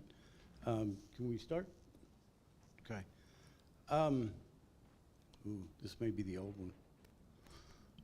Okay, so basically, this is an area of County Line and Raymond Johnson Road. It has been vacant for a long time. We're going to, I think this is the wrong PowerPoint, but let me see if I can make this work. Thousands of rooftops around there, even existing, even planned. It's on a major arterial, FM 1100, that's going to be improved by TxDOT. We'll talk about that in a little bit. And also on Raymond Johnson Road. So it's a hard corner. The previous zoning case, yeah, this is not the right one. Okay, well, we'll make it work. I'm sorry, Mayor. The previous zoning case was C2, that is just about 4 lots to the right on the same road. It can do exactly what we're asking to do, gasoline sales. And we're not trying to do that. We're trying to do that, but we're trying to go from C1 to C2. The difference of land uses from C1 includes pharmacies, markets, supermarkets, groceries, stuff like that.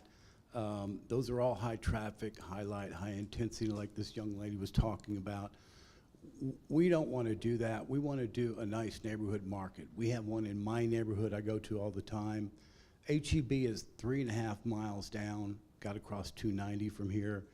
Yes, there's convenience stores, but this isn't a convenience store. This is a neighborhood market and deli with a drive-through. It's very well done architecturally, and it has great elements of it, and it's very large. It has sit-down seats. You can see the dining room area over there. You can see the drive-through as such. It's very well done. If we get through with this, the development requirements will be to provide a traffic impact analysis, which will decide the staff, Bo Perry and them, on the improvements that are necessary. They'll also have to do a re-subdivision, which unifies the 2 lots into one, dedicate right-of-ways, build sidewalks, and we can certainly put buffer systems and landscaping in there for like this corner in the major arterial. That's a shot of the Round Rock store. Basically, a really nice market as well. There's the inside. There's the drive-through for the students, teachers, anybody in the neighborhood can come in and get a hot meal, breakfast, going to school. Everybody can run through this thing, and it's really convenient as well. I have much more slides that I had prepared. Let's talk about the economic value. The Round Rock store created $348,000 of sales tax for Round Rock. That would be given to the city of Elgin. We just saw the presentation that your increase last year was only $100,000 in sales tax. This is 3 times that amount. They're going to hire 12 full-time employees and 4 part-time employees, and they're going to start at around the $45,000 mark for a manager or something like that, and $17 an hour. Working from memory again, it is also going to increase the school taxes by $46,000 a year. It's going from a vacant tract that's valued $431,000, and the buyers estimate that this site will be about $4 million. So it's a good windfall for the city. All the elements that we're worried about, that these young ladies are worried about from the C1 zoning, they're not marketable. The thing has been zoned this forever, and nobody wants to put an automobile parking lot. Nobody wants to put a bistro. Nobody wants to put any office park there. It is on two major arterials, so it is a hard corner. Unfortunately, that hard corner is in TxDOT's plans, so they're gonna come in and expand that intersection too. And this developer, the proposed buyer, will have to participate in whatever that traffic impact analysis recommendation is in negotiation with the city. So I apologize the latest one didn't get here, but that leads me to a couple of things. We had, last 24 hours, we had 3 letters of support sent to our office, and I shared those with Bo Perry. Blanco Woods Boulevard is right behind us to the south.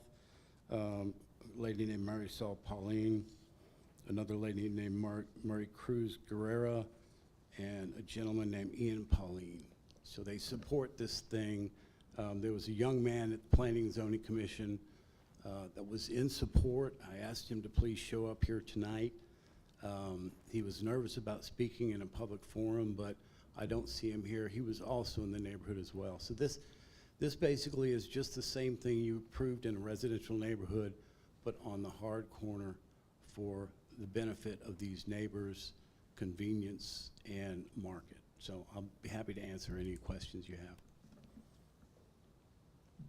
We have a very tough variance to talk about too, so I'll just stop right there and wait for that one. Thank you.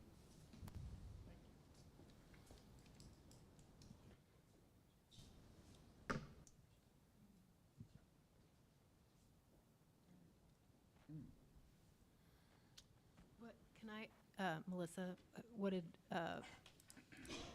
this went through Planning Commission already? Yes, the Planning and Zoning Commission met on this item in their February meeting, just like the item before. And they're a 7-member commission.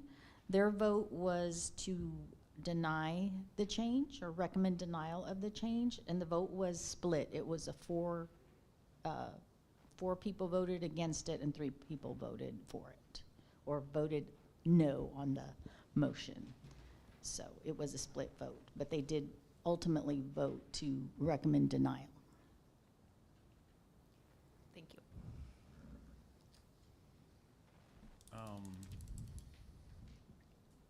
Can I ask a question here, Mayor, on this? So, in speaking to Mr. Perry earlier today, he did mention to me that he's in receipt of a memo or letter from TxDOT. That is, I just texted him right now to verify that that is true, and just to make sure that we're all on the same page. But he is saying that TxDOT has put in writing that they would not or will not allow for any curb cut permits on FM 1100. And that's going to that'll have to be worked out eventually if it's zoned, if it's granted. So already there's an obstacle ahead of us as a collective, because this is part of our community. What, you mean curb cut? Meaning entry point. There won't be an entry point. And the entry points on this are really difficult. I was looking at this. I live right there. The amount of traffic violations that I see from people doing U-turns or illegal U-turns to try to get in and out of this place is going to be absolutely insane. And I'd have to disagree. I don't think this is what our neighborhood wants at all in this area, where you said that they didn't want any bistros or cafes. I think you're incorrect. What we don't want is another gas station. And just so I understand, you mean no curb cuts off 1100? Correct. It's going to be on Raymond Johnson and County Line, and they're both situated where those those block medians with all the rocks and stuff in the middle, they're on those sides. So you would have to make U-turns to get into this place coming south on County Line Road. If you wanted to get in there, you would have to make a U-turn. And if you're coming off of 1100 onto Raymond Johnson, you would have to make a U-turn at that 4-way stop. I guess I would ask the buyer's representative what has been the conversation regarding that. Well, when TxDOT takes out the curb, then that's a new point. Correct. Thank you, Councilmember. In the real presentation, we had the TxDOT plans. They're going to eliminate, let me see if I can go back to the map. They're going to eliminate the entire 1100 curve and improve Raymond Johnson Road and County Line Road. So I think that if we would do something, we would probably do something like this on Raymond Johnson Road and have one on that. I also believe that the traffic impact analysis would make the developer put in money, funds for improving this intersection as well, maybe like a street light or something like that. But my conversation with Bo Perry was like, that's a negotiation item. That's not set. It's based on the amount of linear feet of street that we'll have on 1100, which is 1,000 feet. Yeah, and I will say that we still work, at least Bo Perry and myself, on this side of the table, this little portion of the table. We work at the will of the council too, so if this is something the council wants to move forward with, we definitely can make it. There are ways to zone it to be able to work in concert with the property owners to have a PDD and negotiate something that's outside of the conversations or the questions that you're having now. So that, I just want to speak on behalf of Bo, that he also did mention, look, if the council so wishes to move forward, there are ways to do it. And so that I want to put on the table. Having said that, the other questions is really up to this council to say, how do you manage it with community noise pollution or traffic concerns or pedestrians. That is something to heavily considered as well. Yeah, I've received multiple phone calls and had a young lady pull me aside at work that I didn't even know lived in Elgin, and stated that a lot of people in the community did not want this. They were not in agreement for this based off the schools, the daycares. There's a lot of foot traffic. There's a lot of students. We all see the high school students, the middle school students. Everyone walks over there.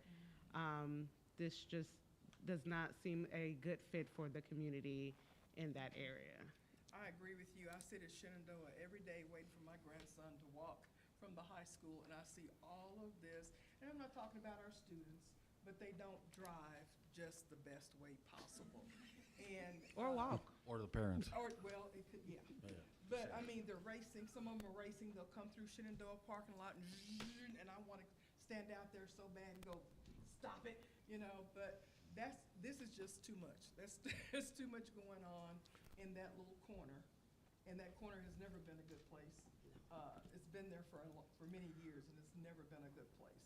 And the way the traffic goes now, and you have those students that are driving, and they're leaving school and having fun doing what they want to do, and they're not paying attention.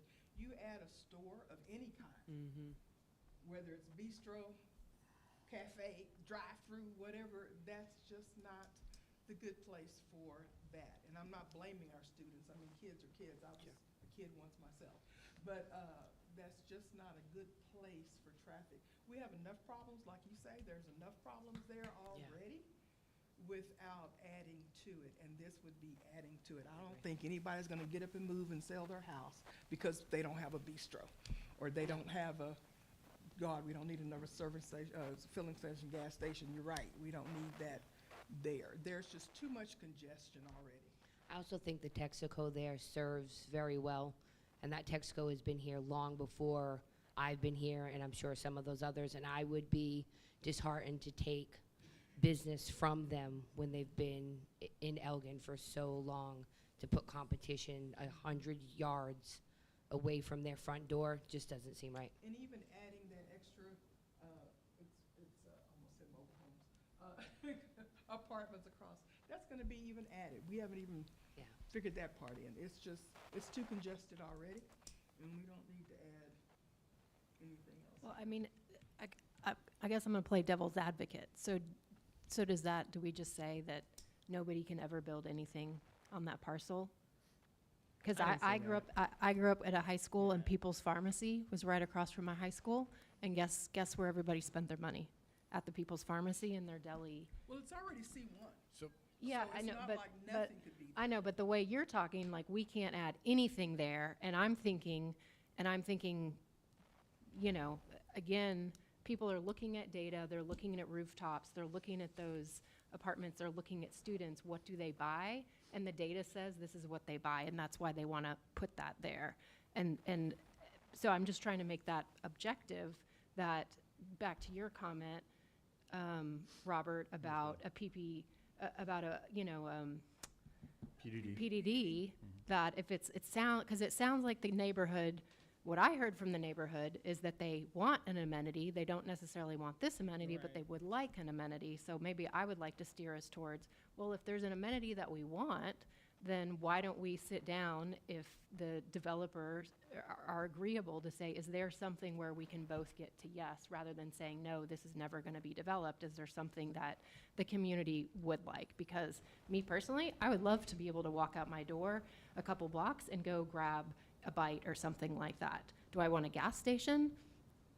Not my first thing. This is not my neighborhood, but I can understand the pushback. So I guess I'm just trying to say, is there something where we could get something that's viable for both sides?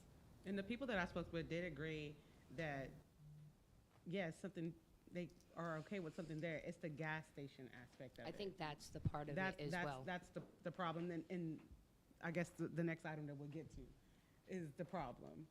So it's those two things in one. It's not saying that nothing Keep can in be mind, put this there. place has been vacant for about 30 years. And I'm not advocating for a gas station or anything else, but at the same time, we have an obligation, I think, to our taxpayers to at least entertain. Gentleman commented that what sales tax and stuff it would generate. I think it's too congested too for probably that project.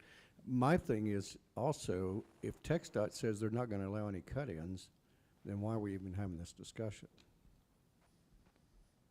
I mean, it's a moot case, right? If TxDOT, I had a piece of property in Bastrop.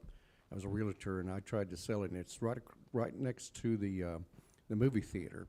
So it's on that opposite corner. It belongs to, what's his name? Used to be our, anyway. And we couldn't sell it. TxDOT would not agree to allow us to put cut-ins there for access to and from that facility. For that, they were going to do basically the same thing. And TxDOT said no, kill the sale. So I don't know, I'm not sure that we don't need to clarify that that would be the case. Well, the cut-ins were on 1100. 1100's going away right there, in that curve. So. Well, I thought they said they wouldn't allow any at all on 1100, right? Well, 1100's But you're saying going 1100. on Well, 1100's going that, away. but that Johnson Road will then be 1100. Johnson Road and County Line will be there. But 1100 Yeah, will but be- Johnson Road is going to turn into 1100, I would guess, right? Well, I mean, the 1100, the curve right there is going I away. believe you're right. I think maybe Melissa knows this. I remember this, that they're going to take away the curve, right? And just go, Right. We had that and just meeting go 15 1100 years ago. straight into county line. So, and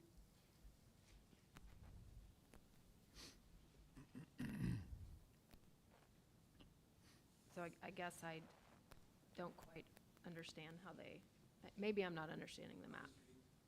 What? Please. If you can come up. Not even sure who you are, sir. Maybe you tell us who you are. The memo this morning Can was you for the explain? curve part. Sorry, who you are? Michael Gonzalez, Public Works Director, Outstanding. interim downtown plant manager. The memo this morning was for the curved part of Texas FM 1100, and that's what the applicant was referring to. Just the facts that it was for that curved portion. We call Raymond Johnson this other portion over here, but it was for the curb cuts on that side. I got that memo because it was addressed to Michael Gonzalez, but not me, the engineers, Michael Gonzalez.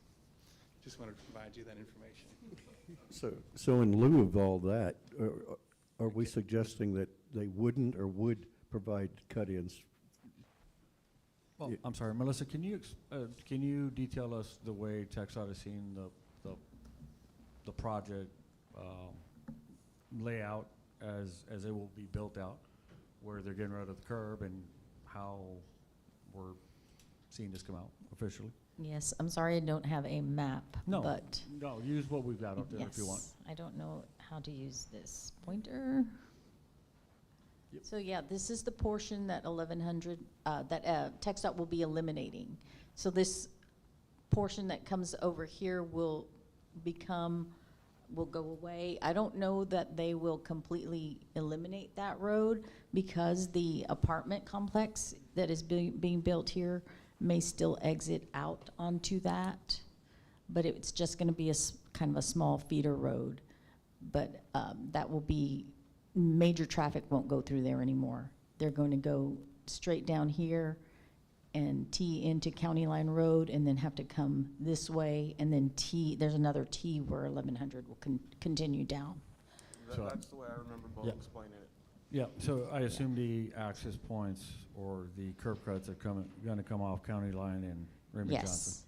So one is shown here. This is not an approved plan, but Right. this is their proposed plan.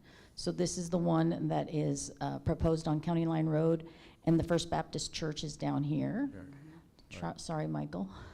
And then the other one is on Raymond Johnson. And there may be a median that is prohibiting, like Council Member St. Pierre said, that you would not be able to turn here to get in if there's a median. It's same thing on County Line Road. There's a median, and so you wouldn't be able to turn traveling south on County Line Road into there either. Oh, yeah. And so if those are gonna be 1100 County Line Road, that portion, and Raymond Johnson 1100, and TxDOT is saying no cutouts, then the proposed cutouts are on 1100, both of these. So definitely, you would have to plan to get there the correct way. I think it's doable on their part, but again, because we don't have that TIA or traffic impact analysis, we're not there yet. I think there is some speculating that we're trying to foresee some things for sure, but what we do know in front of us is you would go from C1 to C2, and C2 allows for certain things, including and up to the proposed use, right? And Fuel sales and alcohol sales are included uses in C2. Right, and so I don't want to sound this way, but I think this is where we kind of stop, and because anything past there, from our part, would be speculation and where it could be and how it may be. But what we do know is that outside of what Councilmember suggested and what I brought up with the PDD, the only thing really here is going to be that C1 to C2 or some splitting the baby somehow and shifting over to negotiate with them to provide some sort of PDD agreement that it somehow gets both parties to agree to something that's more manageable. I don't know what the owner rep would say about that, if it needs to be whole. And we haven't gone down that road, and I don't know if you've gone down that road with Mr. Perry, but Yes, we talked about that with Bo. Yeah, this is a tough case. I had a lot of research. I'm going to go back to the variance. There's a lot of TABC research I didn't know about that I found out about. But what Mr. Eads is talking about is can you do this with a PDD? And the answer is yes. That was going to be, am I close enough? That was going to be kind of our fallback position, because a PDD will allow buffers and improvements and those things that are worked out between the staff and then brought to you guys. It's almost like a conditional use permit. So you can mitigate the gas, you can mitigate certain things, you can work and come up with a solution that benefits all. And yes, Mayor, something's got to go there. It's been vacant for such a long time. I don't know what it could be. These prospective buyers want this. They've studied it. They will not buy it if it's not zoned appropriately, or they can't sell beer and wine, because that's like 10% of their profit, and that's make or break for these stores. That was one question. Can you, and maybe this is back a question for Melissa, can you have a restaurant that sells beer and wine on site, like a bistro in C1, or is that only C2? Yes, you can have a restaurant that does sell beer and alcohol. However, when you start looking at that, you start looking at a different chapter of our ordinances that deals with alcohol sales. And that's another item that's coming up after this item, where it's a total separate issue. So strictly speaking, alcohol sales our ordinance currently prohibits the sale of alcohol within 1,000 feet of school property.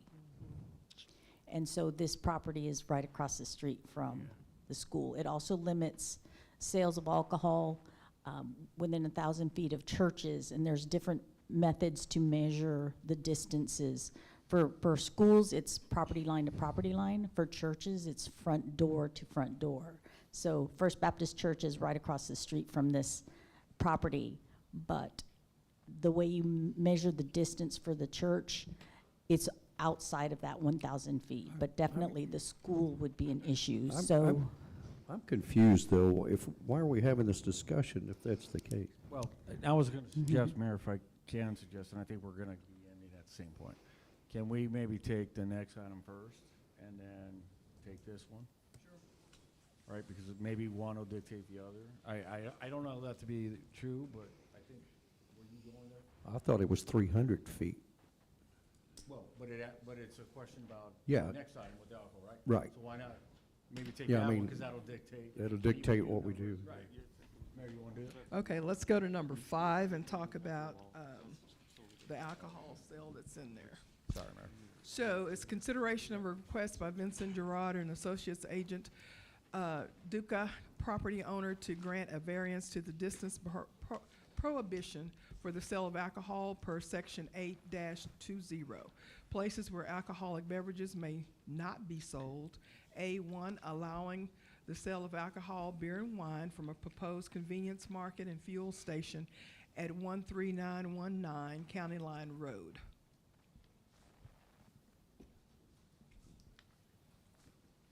Thank you, Mayor. Vince Cedar again. You're back. Uh-oh. Can we go back to it? Oh, there it is. Yeah.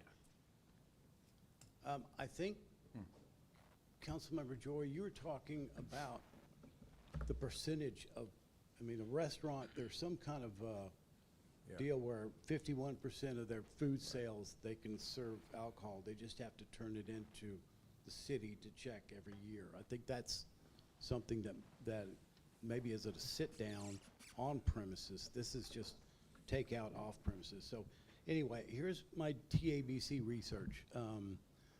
Actually, this rule was put out by right after Prohibition, 1935.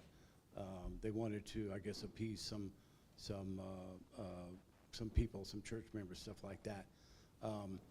Alcohol will not be consumed on premises, and 10 to 15%, according to the buyers, is about their market for the sales. It's not any more of 85%. They're going to be, focusing on other things, sales as well.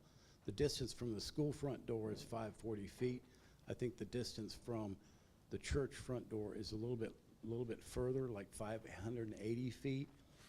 What the buyers have told me is in their other stores, they program their cash registers to make sure that nobody, either tobacco or alcohol, sells anything. My personal thing, I've raised 2 adults. They were teenagers. They want to find beer, they're going to find beer somewhere. And I also personally think the last place they'll be going to is one right next to the school, where there's probably the teachers get gas and food and stuff like that. So similar to Rudy's General Store, except less tables. And it caters to the need. I don't have these other, there it is. Yes, this is the AI origin system of check. So in 35, they passed the rule. They allowed municipalities to apply it as well. In 83, they expanded it to 1,000 feet. And the biggest thing that I found out talking to the buyers is that TABC just wants a $10,000 bond. They just want to ensure that this is more scrutinized. They watch the place more. If it's within that distance, these buyers have an impeccable record with TABC, no violations, no anything. So I didn't ever understand why this rule was supposed to do. It's just community tells us what is acceptable to them.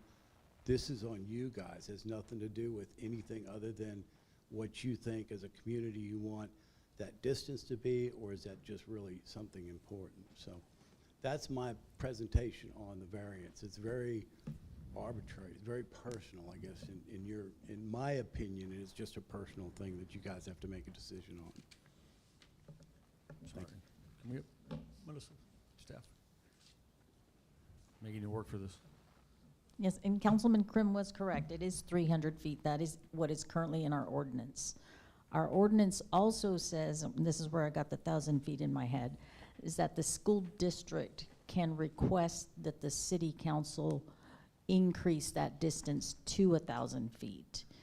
To my knowledge, we have not received that request from the school district. Is that 300 feet property line to property line? For For the school, right? For schools, it is 300 feet, property line to property And line. we're within that, We're inside that. so. I don't know, unless we change an ordinance, we're violating our own ordinance if we approve it. So our ordinance states that the council can grant a waiver to that section of the code, and that is why this item is before you today, because they have, the applicant has requested the variance. Yeah, or but the then what's the waiver. point of an ordinance? I mean, if we're just gonna waive it, then we gotta waive it for everybody. So what's the point of having the ordinance in place in the first place? And that is why it is up to I think you could also say, guys. why are we waiving fees for the school district to have a crawfish festival and have BYOB? I mean, I'm just gonna be real honest tonight, you know, there's a lot of waiving things and, anyways. In my opinion, that what I'm hearing from the neighborhood is they would like more of a sit-down place where they can hang out, coffee shop, bistro. I mean, I don't know. You may want to get a beer or wine, but that's not what this is. That's kind of what the pushback that I'm hearing is really about. The neighborhood is not thrilled to have another We convenience just haven't had store. anybody throwing money at us to do a bistro of 30 years. I mean. Well, I know it, Yeah. and I mean, I think that's what I'm trying to play with devil's advocate, is that what we ultimately want or what the community wants may not make sense from a developer. development and economic standpoint. There's a reason nobody has opened such a business there. So I guess the thing is if we vote this down, then it's likely to just kind of sit there for however long, so. And that could be a strong possibility, so. May I make one more statement? In talking to the buyers, they're looking at the market. They've told me on the school, the market in New Braunfels and other places they're doing, they adjust to what works for the community. So that's a very good point. Bistro, sit-down, coffee shop could be part of this as well, but anyway. So just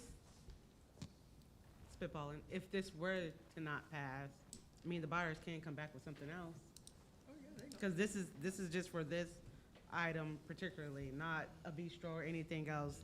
We're talking about what they directly stated, which was pretty much a gas station. I think What he it- said, though, that they weren't interested unless they could do that. Right, but he just also Yeah. stated that they would be willing to have a sit-down or Well, come true, up with something yeah, else. yeah. So since we're talking on just this particular item, what was stated, if this is not swaying, but if this was to be voted no, then as the buyers, it is their land, they can come back and state, okay, if you're stating that they're in for what the community and can adjust for what the community wants, then that's the conversation to have, whatever decision outcome comes from this tonight. Yes, on the first part, but if they can't sell the off-premise beer and wine, it's 10 to 15% of their income, so they're not interested in trying to throw that out and do something else. So, but yes, on your part about managing the land use and the possibly a bistro or sit-down coffee shop inside there, sure. Still sounds like a stronghold from the the developer or owner side. So if they I don't want it, then drink. they want it, right? So, what can I say? So if I can restate this just in plain English, is that it's almost a hard set requirement to have that alcohol sales in whatever form. To embed it in somewhere, to sell it somewhere, just to have that ability to do that because of the slim but sizable profit that needs to come out of it. And so I think the decision is first, is that even something you want to entertain? Because if you can't entertain that, you can't entertain the second part. All right, that's gonna, so call it what you want on the first part to zone it. If you can't get past that piece, then you can't even get into a PDD because there's never gonna be a negotiation about the alcohol piece. And so I'm just trying to drive us to some Sit-down place and they want to serve alcohol while people are dining, that, I'm fine with that. I just don't agree with the gas station and taking it off premises. And, I don't know. So Mayor, what I've consistently heard is that that could be part of the project, but not a replacement to the project. It sounds like this is, we already know how we're gonna do this, let's just do it. Right, because what it sounded like is we're changing what is actually listed right here. Right. We can only So we vote can on only this. vote on what's listed right here, and then whatever we vote on, whatever decision is made, if it's yay or nay, if it is nay, then they can come back. This is not stating that they can't come back. This is what we're voting on, which is on this paper, on this agenda, Well, nothing else. in this particular case, we're deciding whether they can sell alcohol there or not. Right. Right. So Or if that we, we're gonna if we just- deny that, then the rest of it is, With according to the rules on requesting variances, is there a time limit as to when you can bring it back for consideration? You can only do it once a year, or? So there's not a limit for variance requests, but there is a limit for zoning requests. So should the item for zoning change not pass today, the applicant could not bring forward another zoning change request that is similar to the one that they submitted today for 12 months. That's what I was thinking of, yeah. Let me ask you this, Melissa, just for clarity's sake, and I apologize, Mayor, if I can just ask this. You have said that there could be alcohol sales in a currency one, Yes. right? But then they would hit the same wall, per Correct. se, where they would have to come to the council to request a Right. variance. But then they would only be requesting a variance as opposed to a zoning change and a variance. Yes. Right. Yes. Had they requested to only put in their 5,000 square foot Yeah. store, we wouldn't be here for Right. the zoning change. Like a wine and cheese type thing, you probably, it would just be a variance. I got you. Yes. I have the C2, C1 allows sit-down, like bistro, and consume on-site. I think C2 only allows off-site, on-site purchase, off-site consumption. That's what I have in here. But would that, if so requested by this council, would that replace the sale of alcohol and would that replace that? And if you were to swap out the sale of alcohol with the in-store bistro, sit down? It would. I think these guys are clear about wanting the off-site sale of beer off-premise consumption. I got you. I understand you, sir. Just want to be clear about that. That's something for him to have to go back and talk to his people about. That's not for us to decide. Well, I mean, but like you said, if the variance doesn't go through, we can come back, but the variance is really the integral part of the project. And Right. so, And if he's already saying that this project doesn't go unless they sell beer and Well, wine, They already stated too that if they want something they want to do for the community. So it's two parts to it. yeah, come on back. Come on back. It's up to council. Okay, so, any more discussion before So are we on item number 5 though, right? we're on 5? Okay. Any more discussion on that? Okay, so do I have a motion of some kind? I make a motion that we adhere to our ordinance and deny alcohol sales. I'll second. Okay, we'll begin with Member Krim. Yes. Krim, yes. Yes. McShane, yes. Kaznowski, yes. Gibson, yes. Swain, yes. Love, yes. St. Pierre, yes. Rodriguez, yes. Okay. All right. Then we'll go back to number 4. I have a question for you. Since the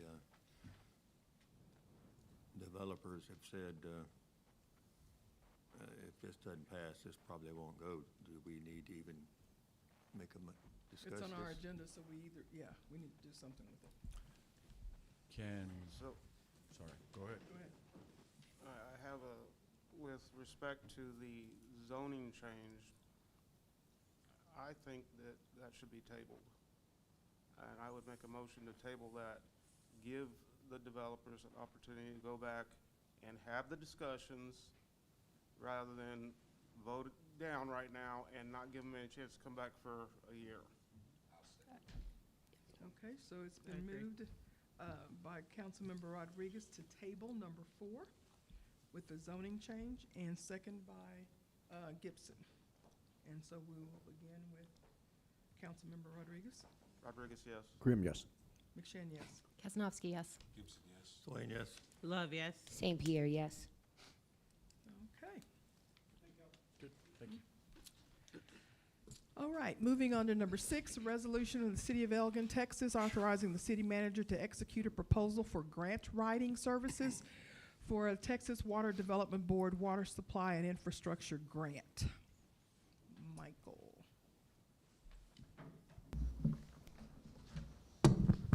Evening, council. I'm back. Michael Gonzalez, Public Works Director. I got your pointer. So just to look back at the last couple of years in the way that we've used grant proceeds, there's 2 general ways that we funded big infrastructure projects, and that was debt obligation and then the grants. And the city has been very successful in getting some of these grants in the last 3 years. You've seen some of the projects that we've been able to accomplish with them. Not including the ARPA funds, because I think everybody got those. Just under $20 million in infrastructure that was put into the utility systems. Back in the legislative session, Texas decided to give the Water Development Board $1 billion to put into water infrastructure, and I said they should make that number lower because $1 billion sounds not real. But we're in a position to go out and be eligible for some of that funding. The item before you tonight is to authorize grant writing services with Kimley Horn to go after those funds. It'd be in the order of $25,000 to do the grant writing administration, and that would be reimbursed if we were successful in the grant. We're looking at different projects that already stand in our capital improvement plan right now. Those are the items that are going to be most competitive. And we have a list of projects that would be well under 15 million, but we want to make sure that we put together a competitive package that would be close to that. That's Keith there down in the hole. And then just some general overview. We're a smaller rural community that would make us more competitive for this type of funding. Our moderate mean household income would be competitive for this type of funding as well. And we think we're in a good position to have these folks try out and get that money for us. Tonight it's just authorizing Kimley Horn to do that grant writing services for us. And if we don't get the grant, we're out the money. Potentially out, just for the administrative services, $25,000. We're able to use impact fees to pay for that initially up front, but we're pretty hopeful that would be competitive for this. Have you used this person before? We have not used Kimley Horn before, but they have been successful in other communities being successful in similar type grants. And they reached out to us, they found us, and so. And I've used Kimley Horn in other communities, other cities. So they are a highly qualified group. And so I think it's a good investment to be able, with the returns, I think we've got a great story to tell. So we got a real good chance on this. Plus, when the bids go out for construction, We're going to competitively bid those just as we normally would. This is only for the grant writing portion. So that's what we're asking for tonight. Just to wrap it up, it's a 100% grant. So there's no city cost matching other than the administrative services that we'd be putting up. We're not going to do any property acquisition for any of these foreseeable. Yeah, I know. Gosh. But we do have a list of projects from our capital improvement plan that are near ready to go, if not already designed. And that's going to make us ultimately competitive for these, is they want to see projects that are ready to move forward for construction. Any other questions? How much did you say that we could potentially get out of this? What were they expecting? 15 mil. Based on our population size, so we're under the 150,000 for a while longer, our population size. So we'd be in range for about 15 million. Our projects don't add up to that, but Bo and I are really good at finding stuff that we can. Yeah, we need to spend it, absolutely, yeah. All right. I'll make a motion. I'll second. Okay. I heard Al before I heard Arthur. You can Okay, give it's it to been moved Arthur. by Joy and second by Al, and we'll begin with Councilmember Kaznowski. Kaznowski, yes. Gibson, yes. Swain, yes. Love, yes. St. Pierre, yes. Rodriguez, yes. Krim, yes. McShane, yes. Motion carries. All right, number 7, resolution for the City of Elgin, Texas, authorizing the mayor to execute an agreement upon acquisition of all related properties for services for general land office contract number 22-085-029-D270, also known as the Kennedy Street and County Line Road Drainage and Roadway Project. Phew. If I see Kennedy one more time before we. You might see it one more time. Okay. So I tell Robert all the time, you be optimistic, I'll be realistic. And we kind of have that kind of argument going on. Really proud to say that we're at that point now to award this contract to construction services. And so this is the Kennedy Street and County Line Road, 2 separate projects, 1 grant that's being funded. These 16 different property owners that needed to be contacted in order to do this. Way early on in this program, they found us and they said, you've got to make a determination if you're going to go eminent domain or if you're going to go voluntary acquisition of these properties. And we said, we're going to do voluntary acquisition of these properties because we know how important it is for the community to have that same kind of buy-in that we have on this project. And so each time we went to these property owners and we explained the project and how this is going to be improvement of the roadway. But keeping in that same spirit, we, the staff, Bo, everybody that's been working on it, Carol back at our office, and the folks in finance, did not strong-arm anybody into selling any of these properties. We want to make sure they had the facts. And so that's why we're on one of the properties right now. So here's the general overview of the projects. County Line Road, we've got all voluntary acquisition of the properties that we need on County Line Road. Kennedy, we're at nearly all the properties that we need on Kennedy Street. We're in a position now to move forward with the project and not have it hinder anything. GrantWorks thought it was prudent to let you know that we have 1 property that we were not able to acquire as of tonight, but we're still hopeful that we can acquire it. And it's just a piece of property that would dip down into the sidewalk portion of Kennedy Street. So the rest of the project is be on its way, and it'll be a major drainage improvement, but just this portion of the sidewalk, the staff has still got to figure out how we're gonna get to that. But to keep in line with the spirit and the theme of things, we wanted ultimate community buy-in and make sure that they had a good feeling about selling us these properties. And they did it voluntarily, and a lot of them had the opportunity to negotiate with us, which we came to an agreeable conclusion, and you've seen those over the last couple of months.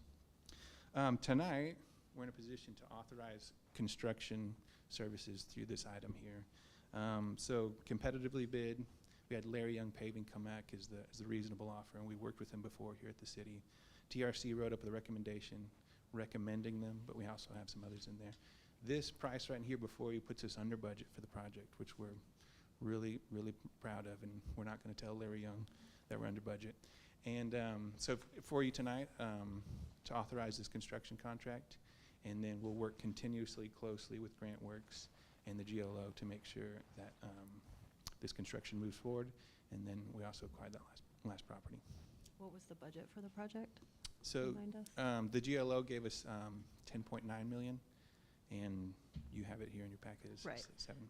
So what can we do with the Well, the administrative fees, 2.5. we're getting pretty close to that. We do have a breakout that we'd like to give you probably at one of our next workshops of how we see the funding broken out. But just those two largest numbers that we had, construction and the grant itself, we're under. The administrative gets us up pretty close to where we need to be, but still under. Right. I'm ready to get this done. I make a motion, we run with this. Okay, we have a motion from I'll Council. second. Yes. It's been moved by Councilmember Swain and second by Deputy Mayor Pro Tem Love. And we'll begin with Councilmember Swain. Swain, yes. Love, yes. St. Pierre, yes. Rodriguez, yes. Krim, yes. McShane, yes. Kaznowski, yes. Gibson, yes. All right, we're going to go into executive session for discussion on the emergency services district. We will enter into Chapter 551 of the Texas Government Code to discuss any matter as specifically listed on the agenda and are as permitted by Chapter 551 of the Government Code. The City Council will convene and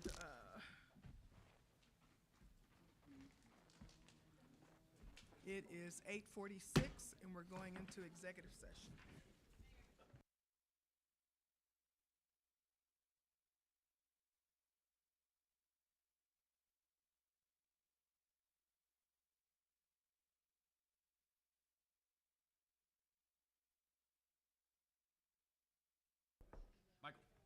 The City Council will convene an executive session pursuant to Section 551-071 of the Texas Government Code to consult with the city attorney regarding possible and contemplated litigation arising of an employment matter for which city seeks the advice of counsel.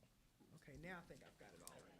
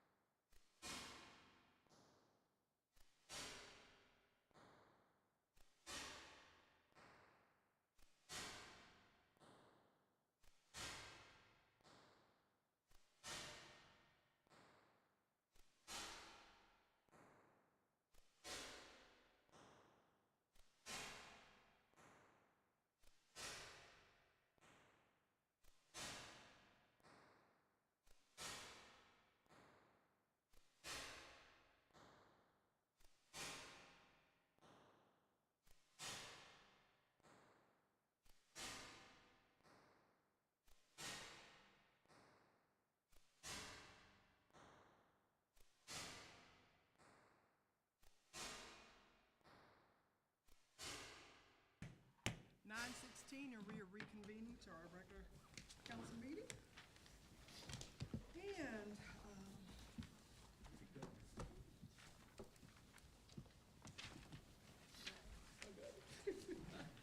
all right. Now we will address number 8, resolution of the City Council of the City of Elgin, Texas, authorizing the city manager to enter into an agreement with Emergency Services District Number 3 for emergency medical services for the Travis County residents of the City of Elgin, Texas. I have a motion, Mayor. I motion that we deny the resolution as requested, as written, and direct the city manager to seek negotiations with other governmental entities and counties for our options.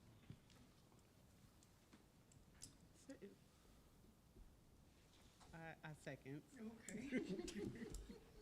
All right, it's been moved by Rodriguez and second by Love. And we'll begin with Councilmember Rodriguez. Rodriguez, yes. Krim, yes. McShane, yes. Kaznowski, yes. Gibson, yes. Swain, yes. Love, yes. St. Pierre, yes.